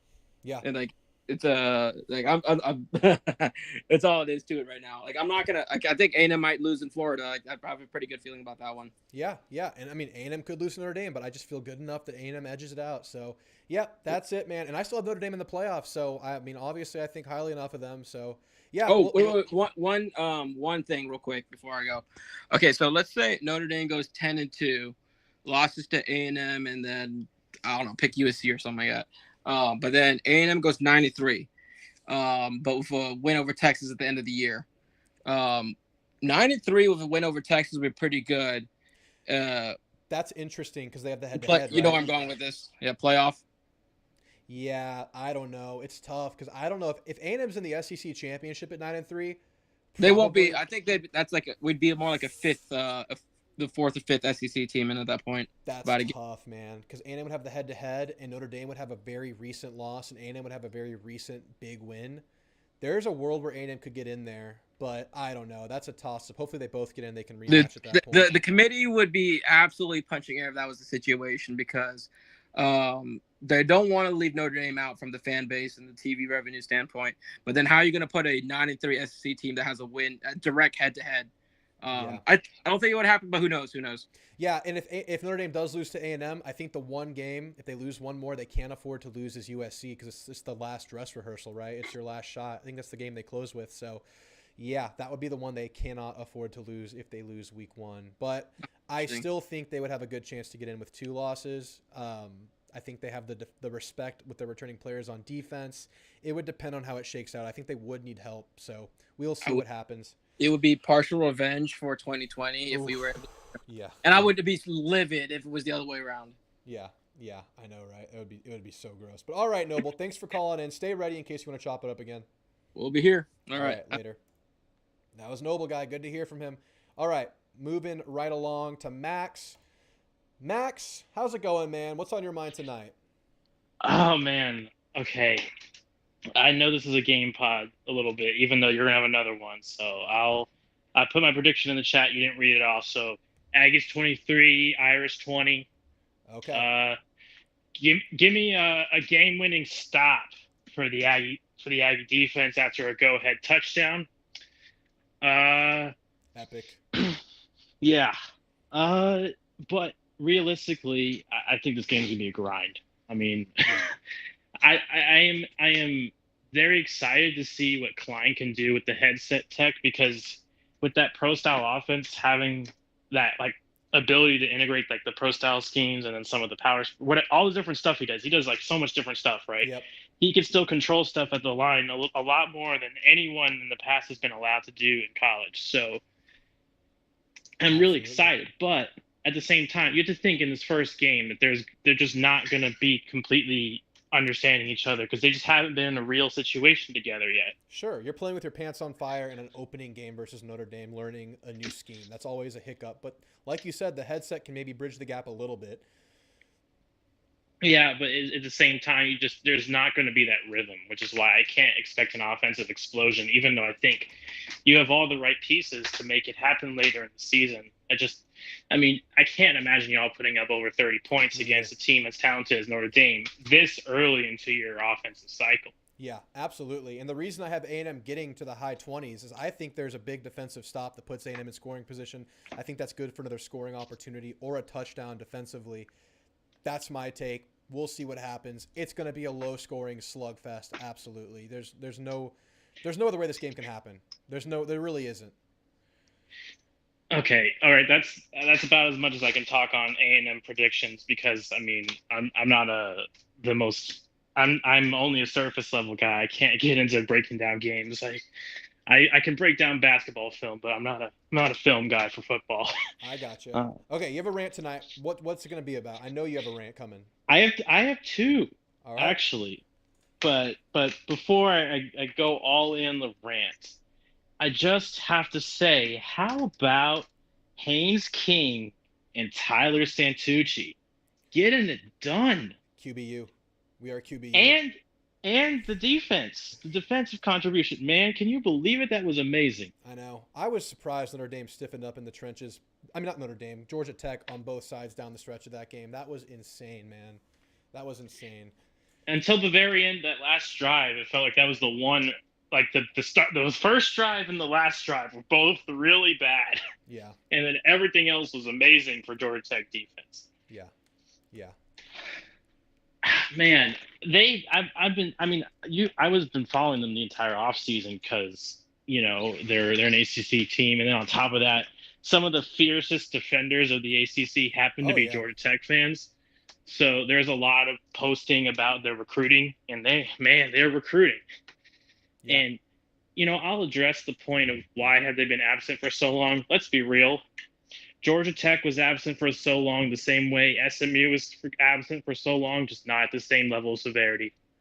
Complete, control of, we prioritize academics, not only to the point of, caring about, what grade someone has, but just straight up not having an interest in making smart hiring decisions or investing enough in athletics. Gotcha.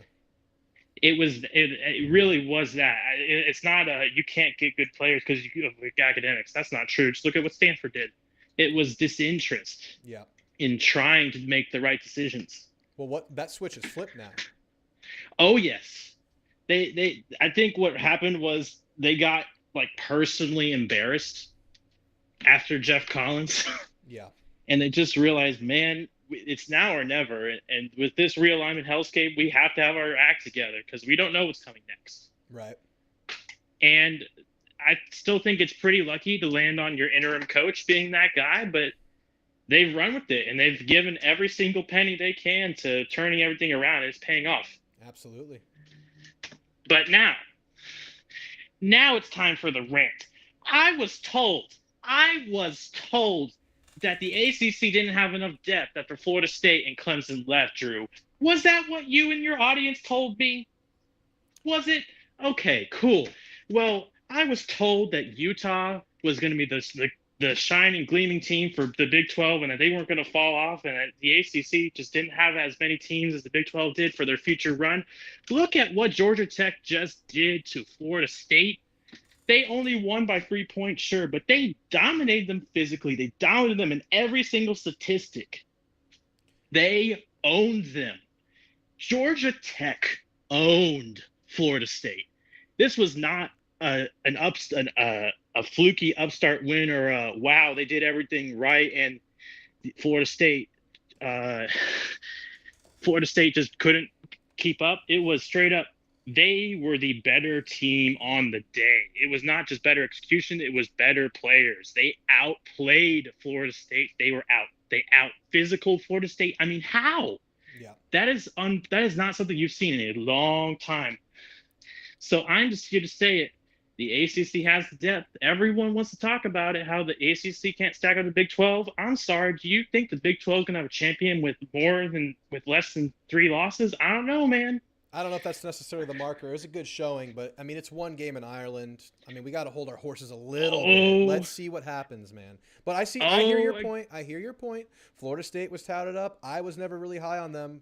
I don't know if it was domination or ownage like you're saying, but it was an impressive win. It was an impressive win. You look at the numbers on all the success rate and the explosive plays, and all of it points the finger right back at Georgia Tech, and then you get into the dominance of possession. Yeah, we'll see what happens, man. I think it's still early, but I mean, it's a good start. It's a good start for the conference. Yeah. But let's hear the next rant because I have people wanting to hear more A&M talk. Okay, yeah. By the way, I'm going to get back to A&M. You just got to let me finish my rant because I told you I was coming on for this. No, I know. I said people wanted to hear A&M because it's game week. All right. Second thing.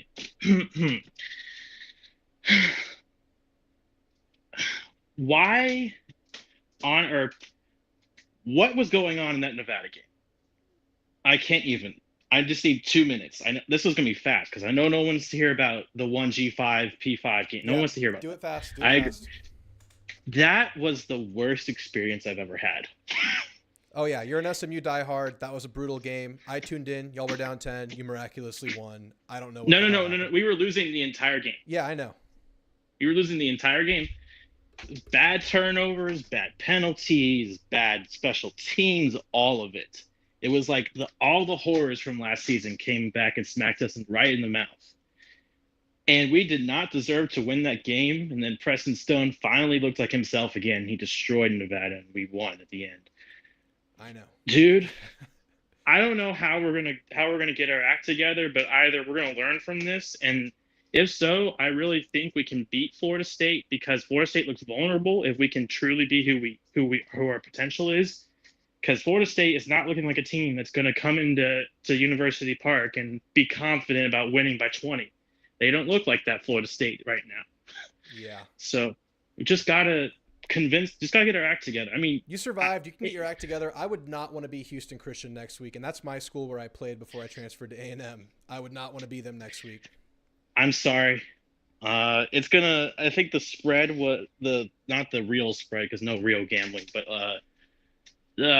Bill Connolly's like projected spread on this was like 53 or 57. Yeah. Oh, it's gonna be bad. Look, you survived. I wouldn't recommend opening with a road, G5 Nevada. That's just a bad recipe. That's a bad recipe. We didn't choose it, Drew. I just wouldn't recommend it. I wouldn't recommend letting it happen. We didn't have a choice. You know how it happened. Vandy. Oh, that's right. Well, whatever. Don't do it if you can help it. We could not help it, sadly. Right. Also, I just want to give my hats off to Jeff Choate. That guy's going to build a program in Nevada, just like he did at Montana State. They're going to be a G5 force for years to come until, I don't know, maybe Utah looks at hiring him in a few years, whenever their first coach is a failure after Whittingham retires. Yep. All right, Max, we have to go back to A&M talk, or I have to get off. All right, cool. I'll end it with this. Can I do playoff? Just give me A&M talk. People want to hear A&M talk. Okay, fine. A&M talk. I don't get why people are talking trash about losing Deuce Harmon, yada yada. Like, Deuce Harmon was trash. Significant. That's something an SMU guy can tell us, because they have Deuce Harmon now, and he just saw it.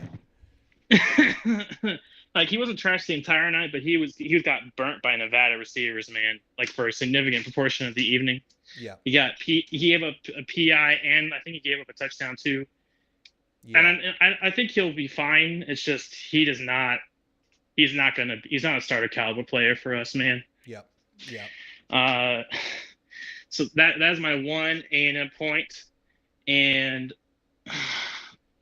can I give my 8 predictions for the season, or you just want to move on to A&M for somebody else?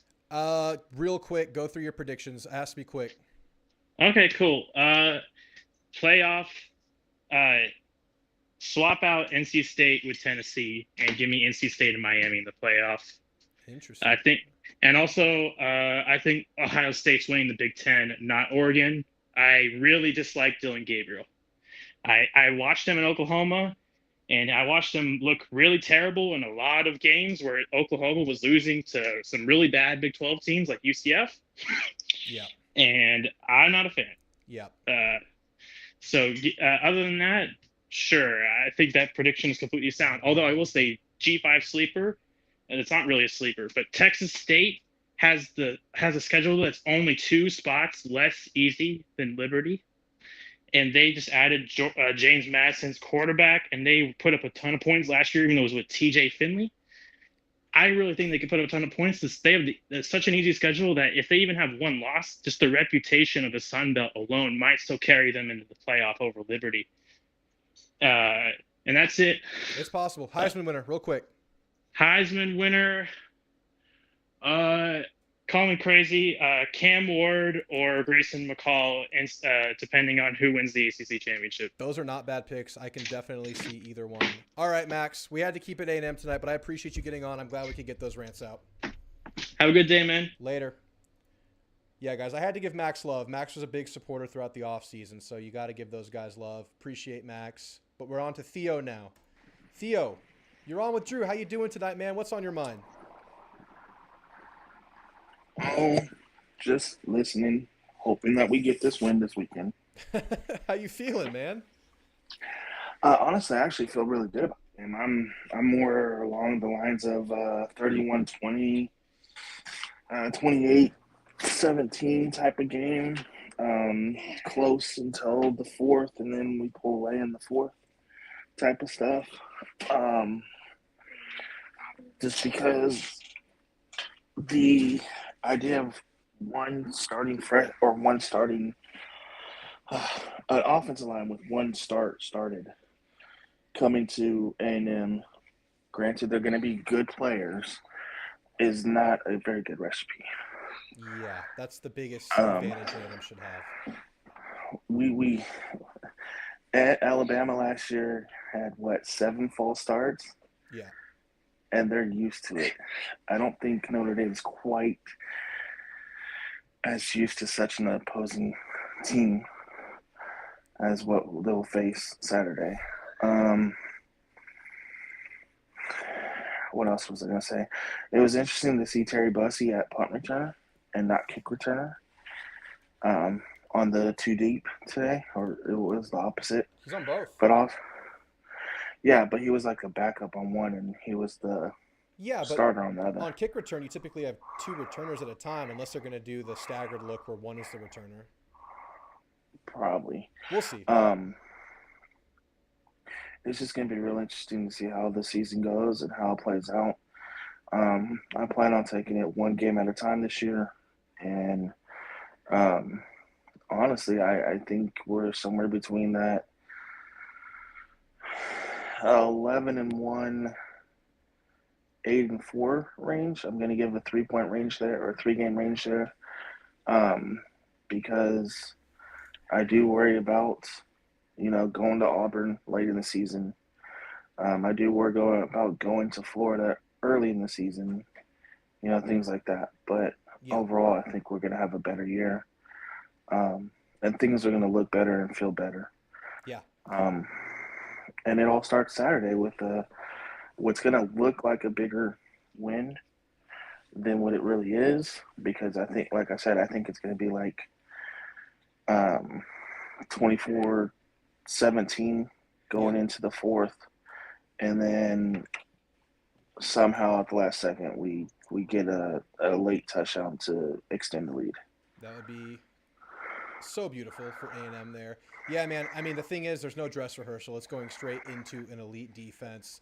Year 1 under Mike Elco. But we just feel like the team should be better after kind of just being, we think, poorly coached the last couple years, and that's just beneficial in itself. And the people in the chat, just joking, appreciate you commenting. You say Notre Dame O-line faces the Notre Dame D-line in practice. They have experience against big-time guys. Not game experience, but iron sharpens iron. You could say the same thing about A&M's O-line, first of all. And yes, very true. And it's impressive these young guys beat out the older guys facing that defensive line. I have no doubt those are really talented freaking players. Probably NFL players. Like Elco said in the presser today, those could be round 1 guys in 3 years. But it's the fact that it's a first start game experience on the road, and you're playing a similar level of defensive line. That's just a lot of factors to overcome. That's just a ton. Not just that, but I also kind of question how they're going to handle the mugginess of Southeast Texas. Saturday's highs are looking to be like mid-90s, and then like by kickoff, you're going to be sitting about 83, 84 degrees and muggy. They're not used to that.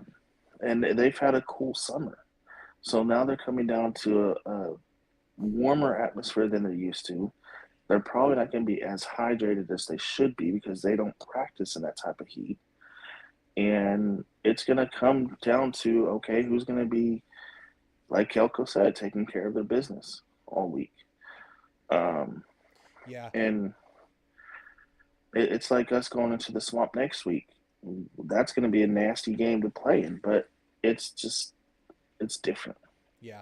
Here's the thing, though. I think that heat discrepancy has kind of balanced itself out because it is cooler than anticipated for this kickoff because we do have a cold front coming in. It'll be in the 80s and not the 90s like it could have been. And Notre Dame does have a heat wave right now. They're practicing in 90-degree weather this week. but it is a game experience, a game environment. I think maybe small advantage to A&M given that factor, but not as big as it could have been before, like the recent weather changes, unfortunately. But, it's still a road environment overall that can play into it. Hmm. And then it's at night. Like Kyle Field at night is crazy. We all know that. Oh, yeah. Something always wild happens in that game at night. Yeah. Um, and then like I'm worried about, or I'm not worried about. I question their linebackers. They're young linebackers there at Notre Dame that has some game experience, but they've not really started many games. And when you play an offense like Klein, who does a whole lot of misdirection, just like Georgia Tech did to Florida State, it's a way to isolate the defensive line and create numbers for your running game. And if your linebackers aren't on point and watching their keys, they can get got. It's true. I mean, they're new starters, guys who have been in the rotation, though. Look, I think on their defense, I think the linebacker room is kind of what is setting their ceiling in Florida, their defense, because they know what they have everywhere else. But those linebackers, they could pan out, and they could take them over the top and become the best defense in the country. But on the same token, that is it's the least secure play section on that defense for sure. But I'm a little bullish on them, actually. I think they're pretty good. I don't know if they're upper echelon. I don't know if they're going to have the linebacker advantage in the game. We're really, really happy to have Torrey and York back. It's hard for me to say they're going to be a detriment given what's around them, though. But you could be onto something. We'll keep an eye out on it for sure. Yep. Well, anyways, that's all I got for now. I'll check in with you later this week. And Yeah, we'll have a do good one more Drew. show, and I hope you call in for the last one before the game. I'll talk to you later, Theo. Thanks for calling in. Yes, sir. All right. Jeb, I have one guy on now, Brent, the Irish fan, and then it's open. So if anybody wants to call in next, it's wide open, and then we'll end the show after that. So time for one or two more callers after Brent. Brent, the Irish fan. We got an Irish calling in. I appreciate you taking the time to call into an Aggie channel. What's on your mind tonight, Brent? Yo, Drew, appreciate you having me on, man. I seen one of your preview videos about a week ago, and you had me tuned in. Ended up clicking again tonight, but I think a lot of people are discussing the D line and the O line thing. I think we've started freshman O line in the past, and in the end of the season, we end up having one of the best O lines in the country. So, Brent, I lost you there. You might want to. Did your phone go to sleep or something? Sometimes when the phone goes to sleep, I lose you. I think I got you back. can you hear me? Yeah, I got you back. Yeah, but I was saying I was giving you your kudos because you definitely know your shit when it comes to the weather. I know everybody's been discussing that Texas humid heat. I'm a It veteran. evened out this week. It was. I think it could have been a little bit more of an advantage if it had stayed cooled for Notre Dame and it stayed hot in Texas, but it's evening out now, so I don't think it's as big an advantage anymore. Yeah, I watched the press conference about Coach Freeman, and he said that we'll be outside all week. But one thing I do. Oh man, Brent, I lost you again. I don't know what's going on with the connection. I think I got you back now, though. But in the previous years, our defense has always been solid. It's going to be solid this year as well. I even think we have a better defense this year. Xavier Watts has 2 picks and a fumble recovery and a forced fumble all in the same game. I mean, the guy's elite. Yeah. And I think quiet is kept. I think Benjamin Morrison, if people throw to Benjamin Morrison's way, which they usually don't, but if they throw his way, if he gets 7 or 8, 9 picks and we're undefeated, he could be in New York in December. He's that talented. He's that good.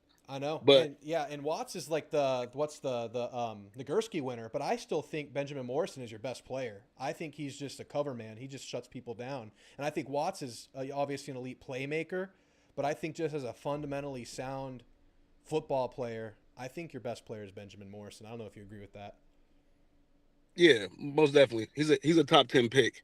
But I do have a question. I know you guys had a running back injury, but I definitely heard that you guys signed the #1 athlete out of high school last year. What's his last name? The Bussy kid. That's the right. Freshman, the running back. Yep. Yeah. How fast is he? What's his 40 time? 4.41. Okay.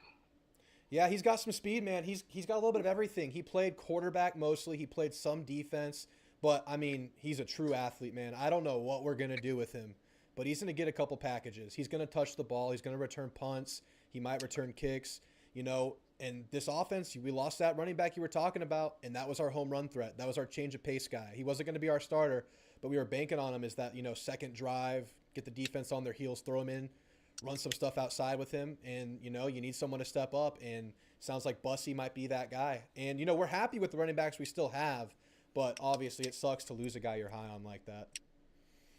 And I think the guy previously was kind of skeptical about our linebackers. Yes. I'm not really worried about our linebackers. I mean, Jack he's like a fifth-year senior. He's been there since like before COVID. I mean, he's going to be our Mike linebacker. And we've got like 2 4-star borderline 5-star linebackers. We got a 5-star from California. I think he was St. Bosco. Yeah, he reminds me of Manti Te'o with a little more speed, honestly. And Yeah. we've got a guy from northern Indiana, Drake Bowen, from the Chicago area. I've seen that guy in Yeah, Drake Bowen looks like he's starting. That Jalen Sneed guy, he kind of scares me too because that guy is super fast. He's going to be kind of the first guy off the bench kind of guy. I think he's going to be lethal on some blitz packages on 4th down. That's a guy that can go toe-to-toe speed-wise for a linebacker with anybody on a team. I mean, look, I'll say you're more secure in your D-line and secondary. Like I said, I think linebacker, that's the room that can, take you over the top or kind of keep you in that top 5 range. Regardless, it's a top 5 defense this year overall, in my opinion. I appreciate that. Yeah, that's the big test, man. I mean, that's the big test. Look, we like our pieces on offense, but that's why this thing's hitting the under, and it's a low total. It's 46. I think in the highest scoring version of this game, I think you're right at that number. I just don't see a big explosive scoring game either side. I just don't see it, but I don't know, man. I guess we'll have to see how it plays out, but I don't know. How do you feel about A&M? I mean, what are your thoughts on us? I would like to hear it I from think an both Irish fan. coaches, I think both Freeman and Elco are going to come out kind of slow and playing it safe. And the first half, the under should definitely hit. But I think in the 3rd and 4th quarter, I think that's when both offenses will try to use their speed pieces and a little bit, they'll open up the offense a little bit more. And I mean, the best is the quarterback win when it's that point. That's right. And I do think, I'm not. I mean, I know it's Kyle Field, and you guys have a great home field, but we travel very well. I went to the Florida State game, I think 2022, against Jordan Travis. We had a large presence, and we walked out of there with a field goal victory in the end. And nobody said a damn thing to me in the airport. It was lovely. Yeah. So I'm looking to do it again once I come back to Texas, come back to College Stations. All my family will be there, man. We're all veterans. So if I see you, Drew, we could toast a brew or something. Absolutely, man. Come say what up. I'm excited. So you're coming this weekend. That's awesome, man. Yeah. The good thing is you're bringing your family. That's good because we're a pretty hospitable group. We welcome opposing fan bases. I mean, obviously be careful around drunk students. That's anywhere. But overall, we got some very hospitable fans. I think you're going to have a good time, man. It's going to be a great atmosphere. And I hope Notre Dame travels well. I want to sell this thing out. I want to break the record. And if y'all are traveling, that's going to help with those numbers. But, yeah, man, it's going to be an awesome atmosphere, man. All right, Drew. Appreciate you having me on, man. Take care. You too, Brent. Thanks for calling in. All right, it's good to get some Irish fans in here, man. That's always nice. Let's catch up with the chat real quick, then we're going to get into Jeb, and it looks like Jeb's our last caller tonight. Sneed was a 5-star. Was he a 5-star? He might have been a high 4-star. He's up there. I respect the linebacker crew, but I'll acknowledge that's the one fluctuation point on the defense. But, I mean, you could hit your upside with that linebacker group, too. It works both ways. Elco going to make Sark scream like a whiny bitch come November. Off topic, but I'll take it. Drake Campbell, KVA 5-star. Or not Drake Campbell. Campbell, KVA is a 5-star. Drake Bowen, Jalen Sneed, crazy fast. Yeah. Both teams are talented. Notre Dame is 10th in talent composite. A&M is 7th. Absolutely. It's a great talent matchup. It's such a good week 1 matchup, guys. It's going to be a great game. What was the news about Wigman's weight gain? Yeah, he's put on like 15 pounds, but sophomore to junior year, that's typically what happens. I mean, guys gain weight if they're in the college weight room long enough. He's prototypical size. He's 6'3", 230. That's good. That's a good size. I'm happy with it. Was it good weight, lean muscle? I think it was just maturing, man. Maybe it's fat, maybe it's muscle, maybe it's both. He looks more stout. He looks more mature now, where he was boyish the last couple of years. He's turning into a man, and I think it's more so just natural weight gain than, becoming shredded or anything like that. I don't know if that makes any sense, but it makes sense to me. Notre Dame does travel well. A lot of ND alums and fans that live in Texas. Yep. Kyle Field tailgating is fire. Yeah, y'all come out. I mean, it's a safe fan atmosphere for opposing teams at Kyle Field. But like I said, drunk students, always unpredictable. But for the most part, you're going to have a good time. You're going to have a really good time. Good for the durability. Is he a dual threat? He is a dual threat. He's selective with his running. He's known to scramble on third and medium to gain first downs. That's kind of what his preference is. If it's man coverage or if the inside opens up, if the middle opens up, he'll scramble. But I doubt we'll see a lot of design runs from him. We'll see some, but I don't think we're going to lean on that like y'all might with Riley Leonard. Brent turned out to be not so bad. His comments were insufferable, then he was chill and calm on the phone. Yeah, typically that's how it goes. I mean, it's fun to chop it up in the chat, get a little zesty in the chat, but like when you start talking ball, it's usually just football. He got his man strength. That's what we're hoping for. Notre Dame alumni are big in Texas. Absolutely. They are. There's a lot of them here. And I was just in Notre Dame country. I was in Chicago this last weekend. Lovely town. Saw a lot of Notre Dame shirts out there for sure. Connor has a good feel for the pocket. Maybe his best attribute is his pocket navigation, his timing, and his release. Absolutely. That's his best attribute as a player so far. All right, last caller of the night. Jeb, you're on with Drew. You got any rants for us tonight, Jeb? Oh, man, dude. Dare I say, first of all, how was your vacation, right? Is that where you went? Yeah, I was in Chicago, man. A good time. Had some good food. Had some good drinks. Had a couple of Manhattans, a couple of Old Fashions. Nice. I've always wanted to go there for, like, St. Patty's Day when they dyed the river green. I've always wanted to go there. I went once in high school. Of course, I wasn't drinking age yet, but it looked like a good time. But, man, Chicago's a fun city. I mean, it's expensive. I don't think I'd live there, but visiting. Yeah, that's what I was told. You're doing Chicago wrong if you're not hitting on every restaurant and bar that you go to. There's is the pizza good there like they say it is? Look, I'm not huge on deep dish actually, but they have tavern I'm not style. Either. Tavern style is really good. It's like thin crust, thinner than thin crust. They cut it in squares. You can eat a shit ton of them. You can have pitchers of beer with it. You can keep going. That's the nice. Gotcha. Nice way to go. We have a spot we go to for the tavern style pizza. Oh man, dude, I've been aroused all day, man. You've been aroused all day? All day thinking about this game, dude. You went 6-12 today, didn't you? You just went. I did. I've been seeing this South African woman, and I've been telling her how like pretty much college football is like a holiday, like in like Texas and the United States. Yeah. And I'm in larva mode right now, but once the season starts, I'll be full cocoon, man. You won't see me. You won't see me for a while. Oh, I know. Yeah, you're going full cocoon mode on the couch, glued to the TV, going to Kyle Field. You're a foreigner. I don't expect you to understand that.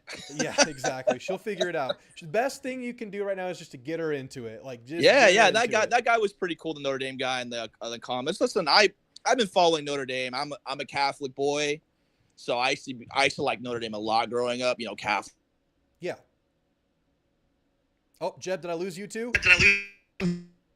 Oh, he's having connectivity problems. I think I got you back, Jeb.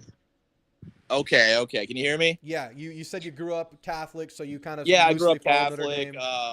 Colts were just Catholics, like I've said.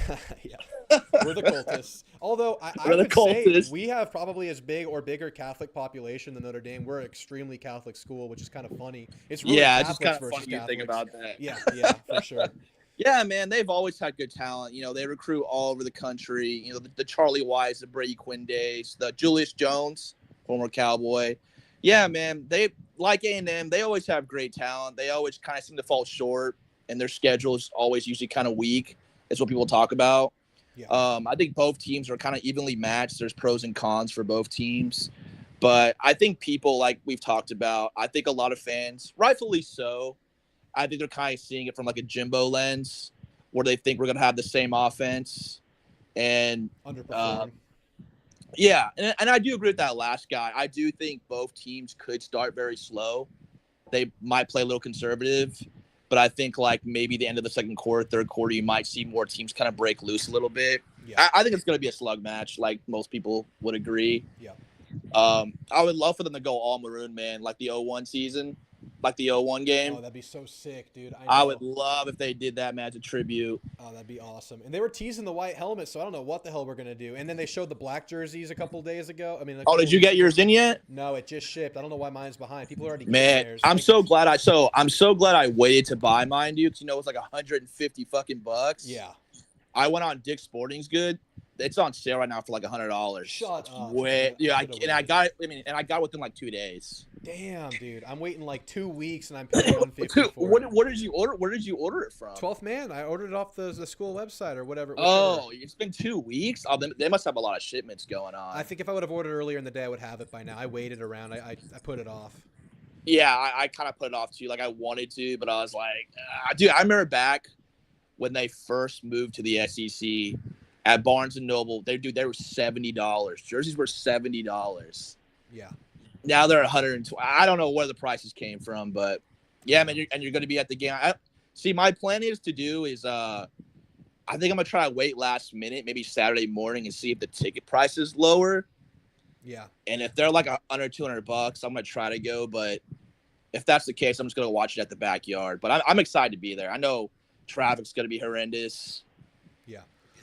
You're going to be in College Station regardless, though. Yeah. I mean, I only live like an hour away from College Station. Nice. You have to feel the vibes, dude. I know. Dude, if we win, oh my goodness. That city's going to get torn down. You're going streaking. I'm taking my pants off and I'm hitting Northgate, man. I guarantee you, if we win, you won't see those Notre Dame guys back in the chat.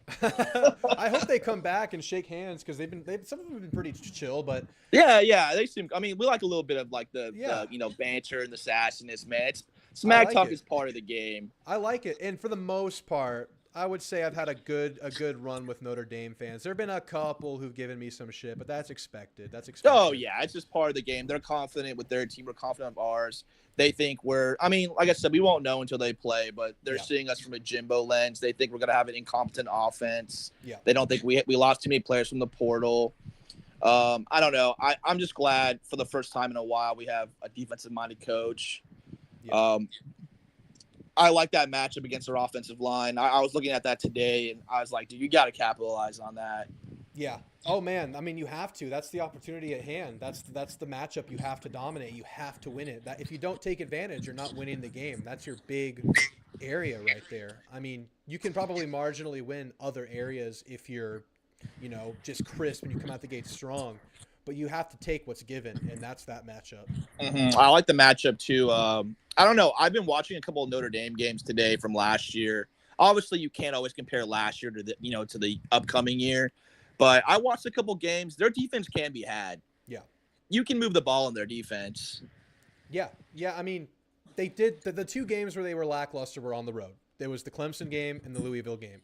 So we're banking on that. But at home, they were nails. No one really gave up more than 20. Yeah, for sure. And obviously throwing, having players that get 8 interceptions or 3 interceptions like Benjamin Morrison last year or 7 interceptions Benjamin Morrison's freshman year, that can change a game, obviously. So I'm surprised. I'm just surprised Moose isn't starting, man. That's kind of disappointing. It is. I think this is his last year at A&M, and it's a money year for him. And you know what? I just think he might not be a practice player, man. I just think every fall camp he's kind of fallen back, and then he claws his way forward during the season. But you know what? If Cyrus Allen's good, you just got to play him. I'm excited. I'm excited to see him. I wonder if Barber's going to play.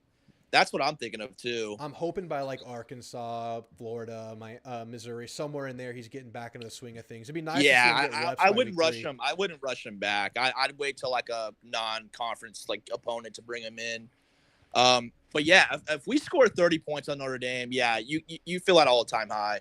Yeah, you're looking at I mean, we could score on anybody if that's the case. Yep, 10-2 season. You probably saw my season prediction. I have us going 9-3. I have us beating Notre Dame. But here are the 2 caveats I put on it. If we score over 30, I'm switching it to 10-2 versus Notre Dame. I'm scared, man. I'm scared to say 10-2. I don't know if I can. If we score over 30 versus Notre Dame, I've seen enough because that's an elite defense. If this offense can do it, I'm changing it. And if we go 3-0, I'm changing to 10-2. Oh yeah, if we're 3-0, confidence is high. Like I've said before, winning is contagious. People don't understand. Like all it takes is that 1 or 2 big wins, and you'll blow up. We saw it in 2012 when they beat Alabama. Confidence is at an all-time high. We saw it in 20 when they beat Florida. They won every game since then. We saw a little bit of it in 21 when they beat Bama. They had like a 5-game winning streak. Yeah. So you go 3-0. Yeah, I'm definitely ready to say we could definitely be a playoff team. And it's not off the table. I know it's like you want to be a little bit, you don't want to be too high just because he's a first-year head coach. Mike Elco, we know he's great. But this isn't Duke. Expectations at A&M are just so much higher. Yeah. So that's the one thing that kind of limits me from saying, I don't know. But I think with the schedule, and I think with the talent, and I think with just a better coaching staff, better offensive scheme, I mean, it's not impossible. Absolutely. And Look at Kevin Sumlin went 10-2. Yeah. And that Year A&M one. team, granted, they had Johnny and Mike Evans. Yes. That 12 squad, the depth was like terrible on defense. We just had a bunch of veteran players. So, I mean, yeah. What do you expect from Noah Thomas this year? He's the one guy that you look at your team going into the year and it's like, okay, that guy could be a receiver one if it pans out. What do you see from him this year?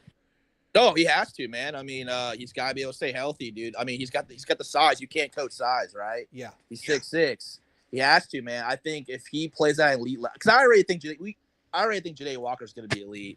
I know people are kind of iffy about him, but man, I was so high on him after last year. After seeing those 5 games, yeah, the way he just got open, he was what Evan Store was supposed to be for us. Constantly getting open, just great hands at the end of the season. I mean, you throw it up to him, dude. He just remember that. I don't know if you remember the LSU game where they just threw it up in the air and he tracked and he it. just freaking caught it. Yeah, it's like I think he's going to be one of the most underrated receivers in the SEC. His best 2 attributes: he gets open, which is amazing. Like a receiver that gets open, I don't care what you do after. That's all I you're care already about. An asset. You get open, that's huge, and he's a great downfield blocker too, which is awesome. He's huge, and I think if Noah can play at that level, I mean, you're looking at a very scary offense with 2 big receivers, and then plus guy like Cyrus Allen, who's very quick, is a very good deep threat. Yeah, the talent's there to be good. The talent is there. I think, obviously, with Colin Klein, I don't know. I think he's going to scheme up the offense to help the offensive line. If the offensive line does struggle, I'm confident he'll scheme up some plays to, get the ball out quicker. Something Jimbo didn't like to do. Yeah. But did you hear about Jimbo? Apparently, he's looking to coach again. I don't know. There's a rumor going out. I'm glad you're bringing it up at the tail end of the show because I definitely didn't want to lead with it or talk about it early. But yeah, Jimbo said that he's going to start scouting teams out, places he might want to put his hat in for next season. So, Marshall. I think Jimbo can rebuild a non-power 2 team. Yeah. I think he can rebuild like a non-power 5 or a smaller school. It's not going to be like a huge school. I wouldn't. Yeah, I mean, I could see him like West Virginia, something like that, or like something smaller for sure. Something like that. I don't think maybe Pitt's I don't know. I just don't see him going into an established program who's like a Florida or anything like that. No, hell no, I wouldn't. Are you gonna live stream after the game Saturday? I will live stream after the game. I won't be able to really talk on the live stream, but I will stream the post-game scrum if we win. I'll stream walking through Northgate. I'll do all that, and then I'll post. Are you gonna go to Northgate after the game? If we win, I'll at least walk Northgate. I don't like dealing with the man, it's gonna be the traffic's gonna be so bad, man. Dude, I have my secrets. I cannot disclose them. I do know the secret roads to get around it for sure, but man, it's gonna be packed. It's gonna be crazy. Absolutely, man. I'm so excited. That's all I could think about, dude. Like today at work, dude, I couldn't even focus. Oh, I know, dude. Like I said, if something bad comes up, I'm just like football Saturday. Yeah, Saturday, I'm just really because I've been watching all like the pressers. I've been watching some of the fan made stuff. It just gets you hyped. I mean, man, what a perfect. Like I'm surprised the Georgia game is so early.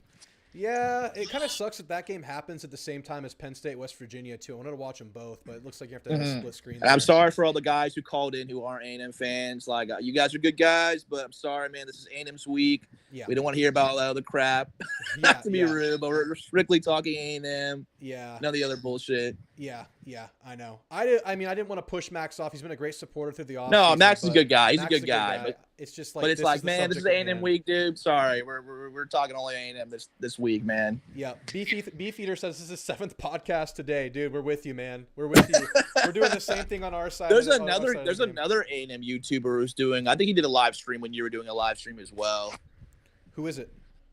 I don't know his name, but he's kind of like a middle-aged guy, kind of glasses, beard. You know what I'm talking about? Maybe. Here's the thing. I've said this a couple times. I try to stay away from as much A&M podcasts as I can because I want to have a clean take. I don't want to be pulling from other people's opinions too much. Yeah, for sure. So was it Jay You're definitely. Pops? I mean, man, not to make your head any bigger, man, but you're definitely the better ones, I would say. Oh man, you don't. Thank you. I appreciate that. Yeah. Don't start blushing, all right, man. Don't get all red, dude. You're gonna make me cry. You're gonna make me I cry, think Jay. I like what I look for in entertainment, especially from like sports, views. Is like, I think I like enthusiasm, Yeah. and there's not many A&M YouTubers out there. There's a few. Yeah. Some of them, man, like you want to love them, but some of them, dude, they're just so dull and boring, man. Like, not to be mean, Yeah. but I it's hear just you. like, Well, man, here's come my on, thing. Here's my show a thing. little emotion. The reason I do this is because I'm literally saying the same shit to people that don't care about it if I'm not recording it. I'm like, I'm just talking football, look desperately trying to talk football. I'm thinking about football. So I figured I have an internet connection. Might as well record my takes. And, Oh yeah, dude. I'm constantly talking to myself in the game. Talking to myself during the game, dude. yeah, I'm thinking, It's I'm unhealthy, talking, I'm probably. brainstorming. Yeah, dude. So I'm like a cocker spaniel, dude. I gotta pee every 5 seconds, but I get so nervous, dude. I'm like at the screen. yeah. But no, much appreciated, man. Because those other guys, I mean, they're good dudes. I love A&M content, but They're all they good. got to show some emotion, man. Football's a raw emotion sport. Yeah, football is literally crack to me, so it's really easy to get hyped for this. So yeah, it's just how it goes, man. I can't be any other way. But I appreciate the kind words, and I appreciate you're like a video one commenter. You commented on my first video, I think, like way Did back I? 2022. Yeah, I did one preseason video, which was like my whole like thesis for the season. Like A&M will be under. Oh, see, I thought you were doing stuff before that, before I even commented. I wasn't sure. No, yeah, you were the first one of my first commenters on my first video, so I appreciate you being there. But I want to say this: I know everyone has their preferences, but there's room for every A&M content creator. I love everybody. I want us to grow. If anybody else is watching this and wants to talk or do something together or wants advice or anything I can offer, let me know. I support every A&M. Yeah, man. I wanna grow still it. think you and Aggies today need to do like a video together. Oh, maybe I should get Aggies today on. He's cool. You should reach out to him, man. Yeah, I think he used to be the dude for A&M content. He used to do like Instagram lives. Yeah. He would do interviews with the players like live. That was like the man. And that dude was like, I think he was like 15 years old when he started, which is insane. Yeah, there are a couple of young insiders. Landon something from Rivals. Yeah, I remember that guy. He's an insider. I mean, it's impressive how these guys get started super young. Good for them. They're going to be ahead of the game because I don't know what the hell I was doing at 15 years old, let alone. Oh, dude, yeah, definitely. Yeah. Getting into trouble, I know that, but definitely not doing podcasts. Yeah. Yeah, the offseason was fun. I appreciate you. I see TX427 in here. Some people who survived through the offseason with us. We had some fun doing the SMU streams and just talking shit. Oh, yeah. I watched that game. I stayed in Saturday, and I watched that game. Man, I don't know how they won that game, dude. Oh, yeah, I watched it too. That was crazy. They're supposed to have they're supposed to have one of like the better offenses in the country, but man, I didn't see it. I didn't really see any playmakers. I mean, sorry if Max is listening. The only guy that stood out to me was number 82. Yeah. But other than that, no receivers, no playmakers. I don't even know if it's LJ Johnson still on the team. He is on the team. Yeah, I did see Preston Stone throw some dimes down the stretch. He got his rhythm at the end of the game. But yeah, someone in the chat right now is asking where can A&M exploit Notre Dame's defense? I don't think exploit Running game maybe in the middle of the defense. Maybe, but I don't think A&M's going to exploit the defense. I think it's going to be a battle, and it's going to be tight, and it's going to be a slug. I don't know if we'll stretch the field too much. We might just dink and dunk. Yeah. I don't know. We might take a couple shots down the field maybe, but yeah, and I think potentially you can win some matchups against their defensive ends, potentially win your share of matchups against their linebackers. I think A&M's, like I said, offensive line is a little bit underrated right now. I think scheme will put those offensive linemen in better position. They're very talented. And if they give Connor time to throw, I mean, any D1 quarterback, no matter how good that secondary is, if you give someone time to throw, they're going to tear you apart. Yes. A corner can only cover for so long, no matter how good he is. Yeah, and RJ Oben and what's the guy's name? He's been there for like 5 years. Botello. Oben's the guy from Duke, right? Yes, and Botello's like this guy that's kind of been waiting his turn. He finally had a good camp. It's finally his time.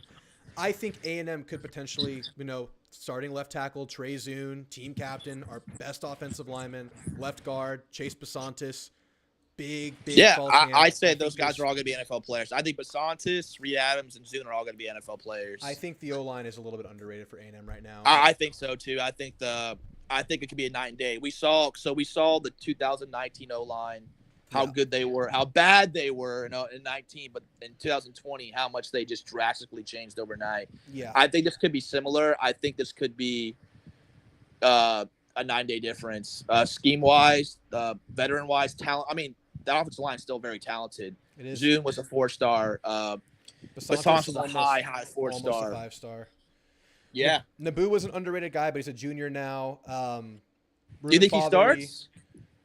Naboo, I would bet right now Naboo's the starter. Now that I know that it's a competition between Naboo and Fayu, I would pick Naboo in that battle. I want him to start. I think he's more athletic than the Utah center. Me too. I think he'll have better luck against Howard Cross, who's just. Who do you think starts that tackle though now? Because now if Reed Adams starts that guard, which I'm happy. So according to the depth chart, it's between Fothery, former almost 5-star, high 4-star, and Crownover, a converted tight end. That's a good battle, and that could be a question mark, or it could be a boon, because that's like the one area that I think represents your floor and ceiling to the offensive line. I thought the ceiling of the offensive line included one of those two at right tackle, but they also have to play well. So body-wise, physicality-wise, that's what you want, but can they find consistency? Because they've both. Oh yeah, I mean, I thought question marks. Crownover played better last year towards the end of the season when we didn't have Jimbo. They weren't perfect by any means, obviously. Everyone but I played did better after Jimbo was gone. I do think Crownover played a lot better. Yeah. But I think Ruben, we're also holding on to that 21 season. He dominated Will Anderson. I mean, that speaks for itself. That's what he's known for, as man. a That's what he's freshman. known for. Can he get back to that? Yeah. I mean, the talent is obviously there. They got to put it together. New scheme's going to help. You're going to have to gap scheme at Riley Mills. You're going to have to gap scheme at Howard Cross. My hope is that we're quick enough to get inside Howard Cross, because if he beats you on that first step, you're not touching him. You got to beat him early. Yeah. That's the deal with him. It makes me kind of wish we would have after another tackle in the transfer portal. It's hard to find those. That's a hard it really is. Tackle's like a very premium position. Yeah, it's definitely hard to find starting guys. Yeah. I think they'll be competent. I think they'll be better coached, scheme wise. Yeah. Hey, I want to bring this comment up because I think it's so true. Let's be honest. Neutral fans will downplay the win, saying the loser was overrated. Yes. Notre Dame and A&M fans, we get shit. And for A&M, we have to win to fix this. Notre Dame gets shit for other reasons, whatever. So Notre Dame, a lot of outside fans hate Notre Dame. Exactly. But the media doesn't hate Notre Dame. The media loves Notre Dame. Yeah, let's talk about fans though. Fans are gonna not respect this win regardless. So be ready. Oh yeah. Oh y'all are both y'all are both ass. It is hard to tell week one because we've been burned plenty of times in the past. I know. 2015 Arizona State. 2016 UCLA, we dominate. Well, 17. Yeah, we dominated those wins. Oh, you're right. You're right. Yeah. And then I thought to myself, oh hell yeah, I think we're gonna be pretty good. And then we ended up having those teams actually end up being bad. Yeah. And then we have a disappointing year. But yeah. Yeah, man. No, but I do think Notre Dame is gonna be good this year. They always have a lot of talent. They have 4- and 5-star guys too. They're a brand football name. Yeah. All the Notre Dame fans are saying, "Come on, ESPN hates Notre Dame."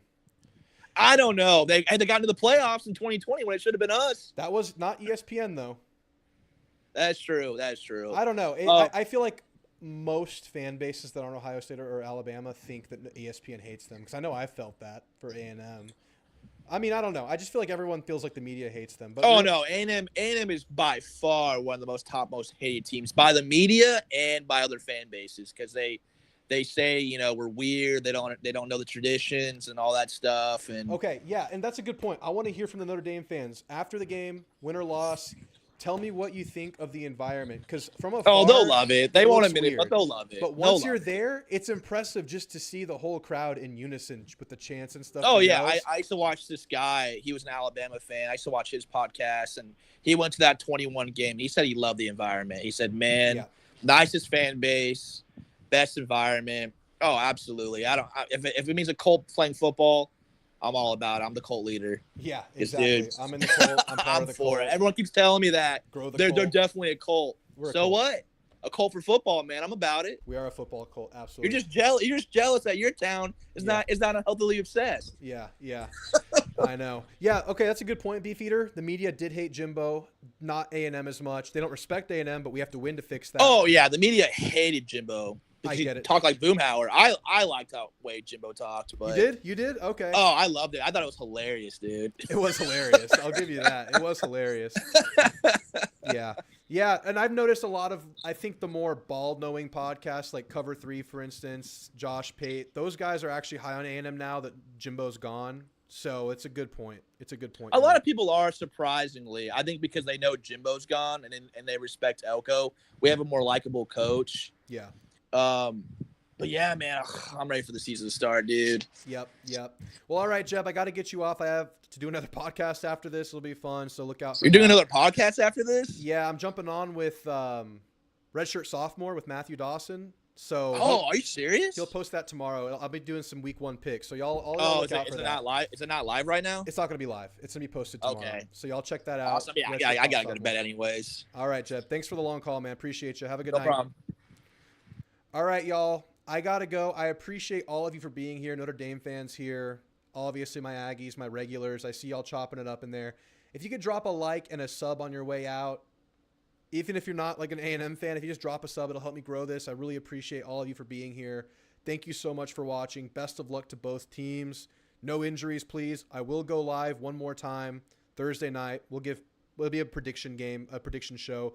I want everybody to give their game predictions that night. Probably a shorter show than tonight because we got a lot of stuff out tonight. Look forward to that on Thursday. Thanks again. Appreciate you guys. Good night.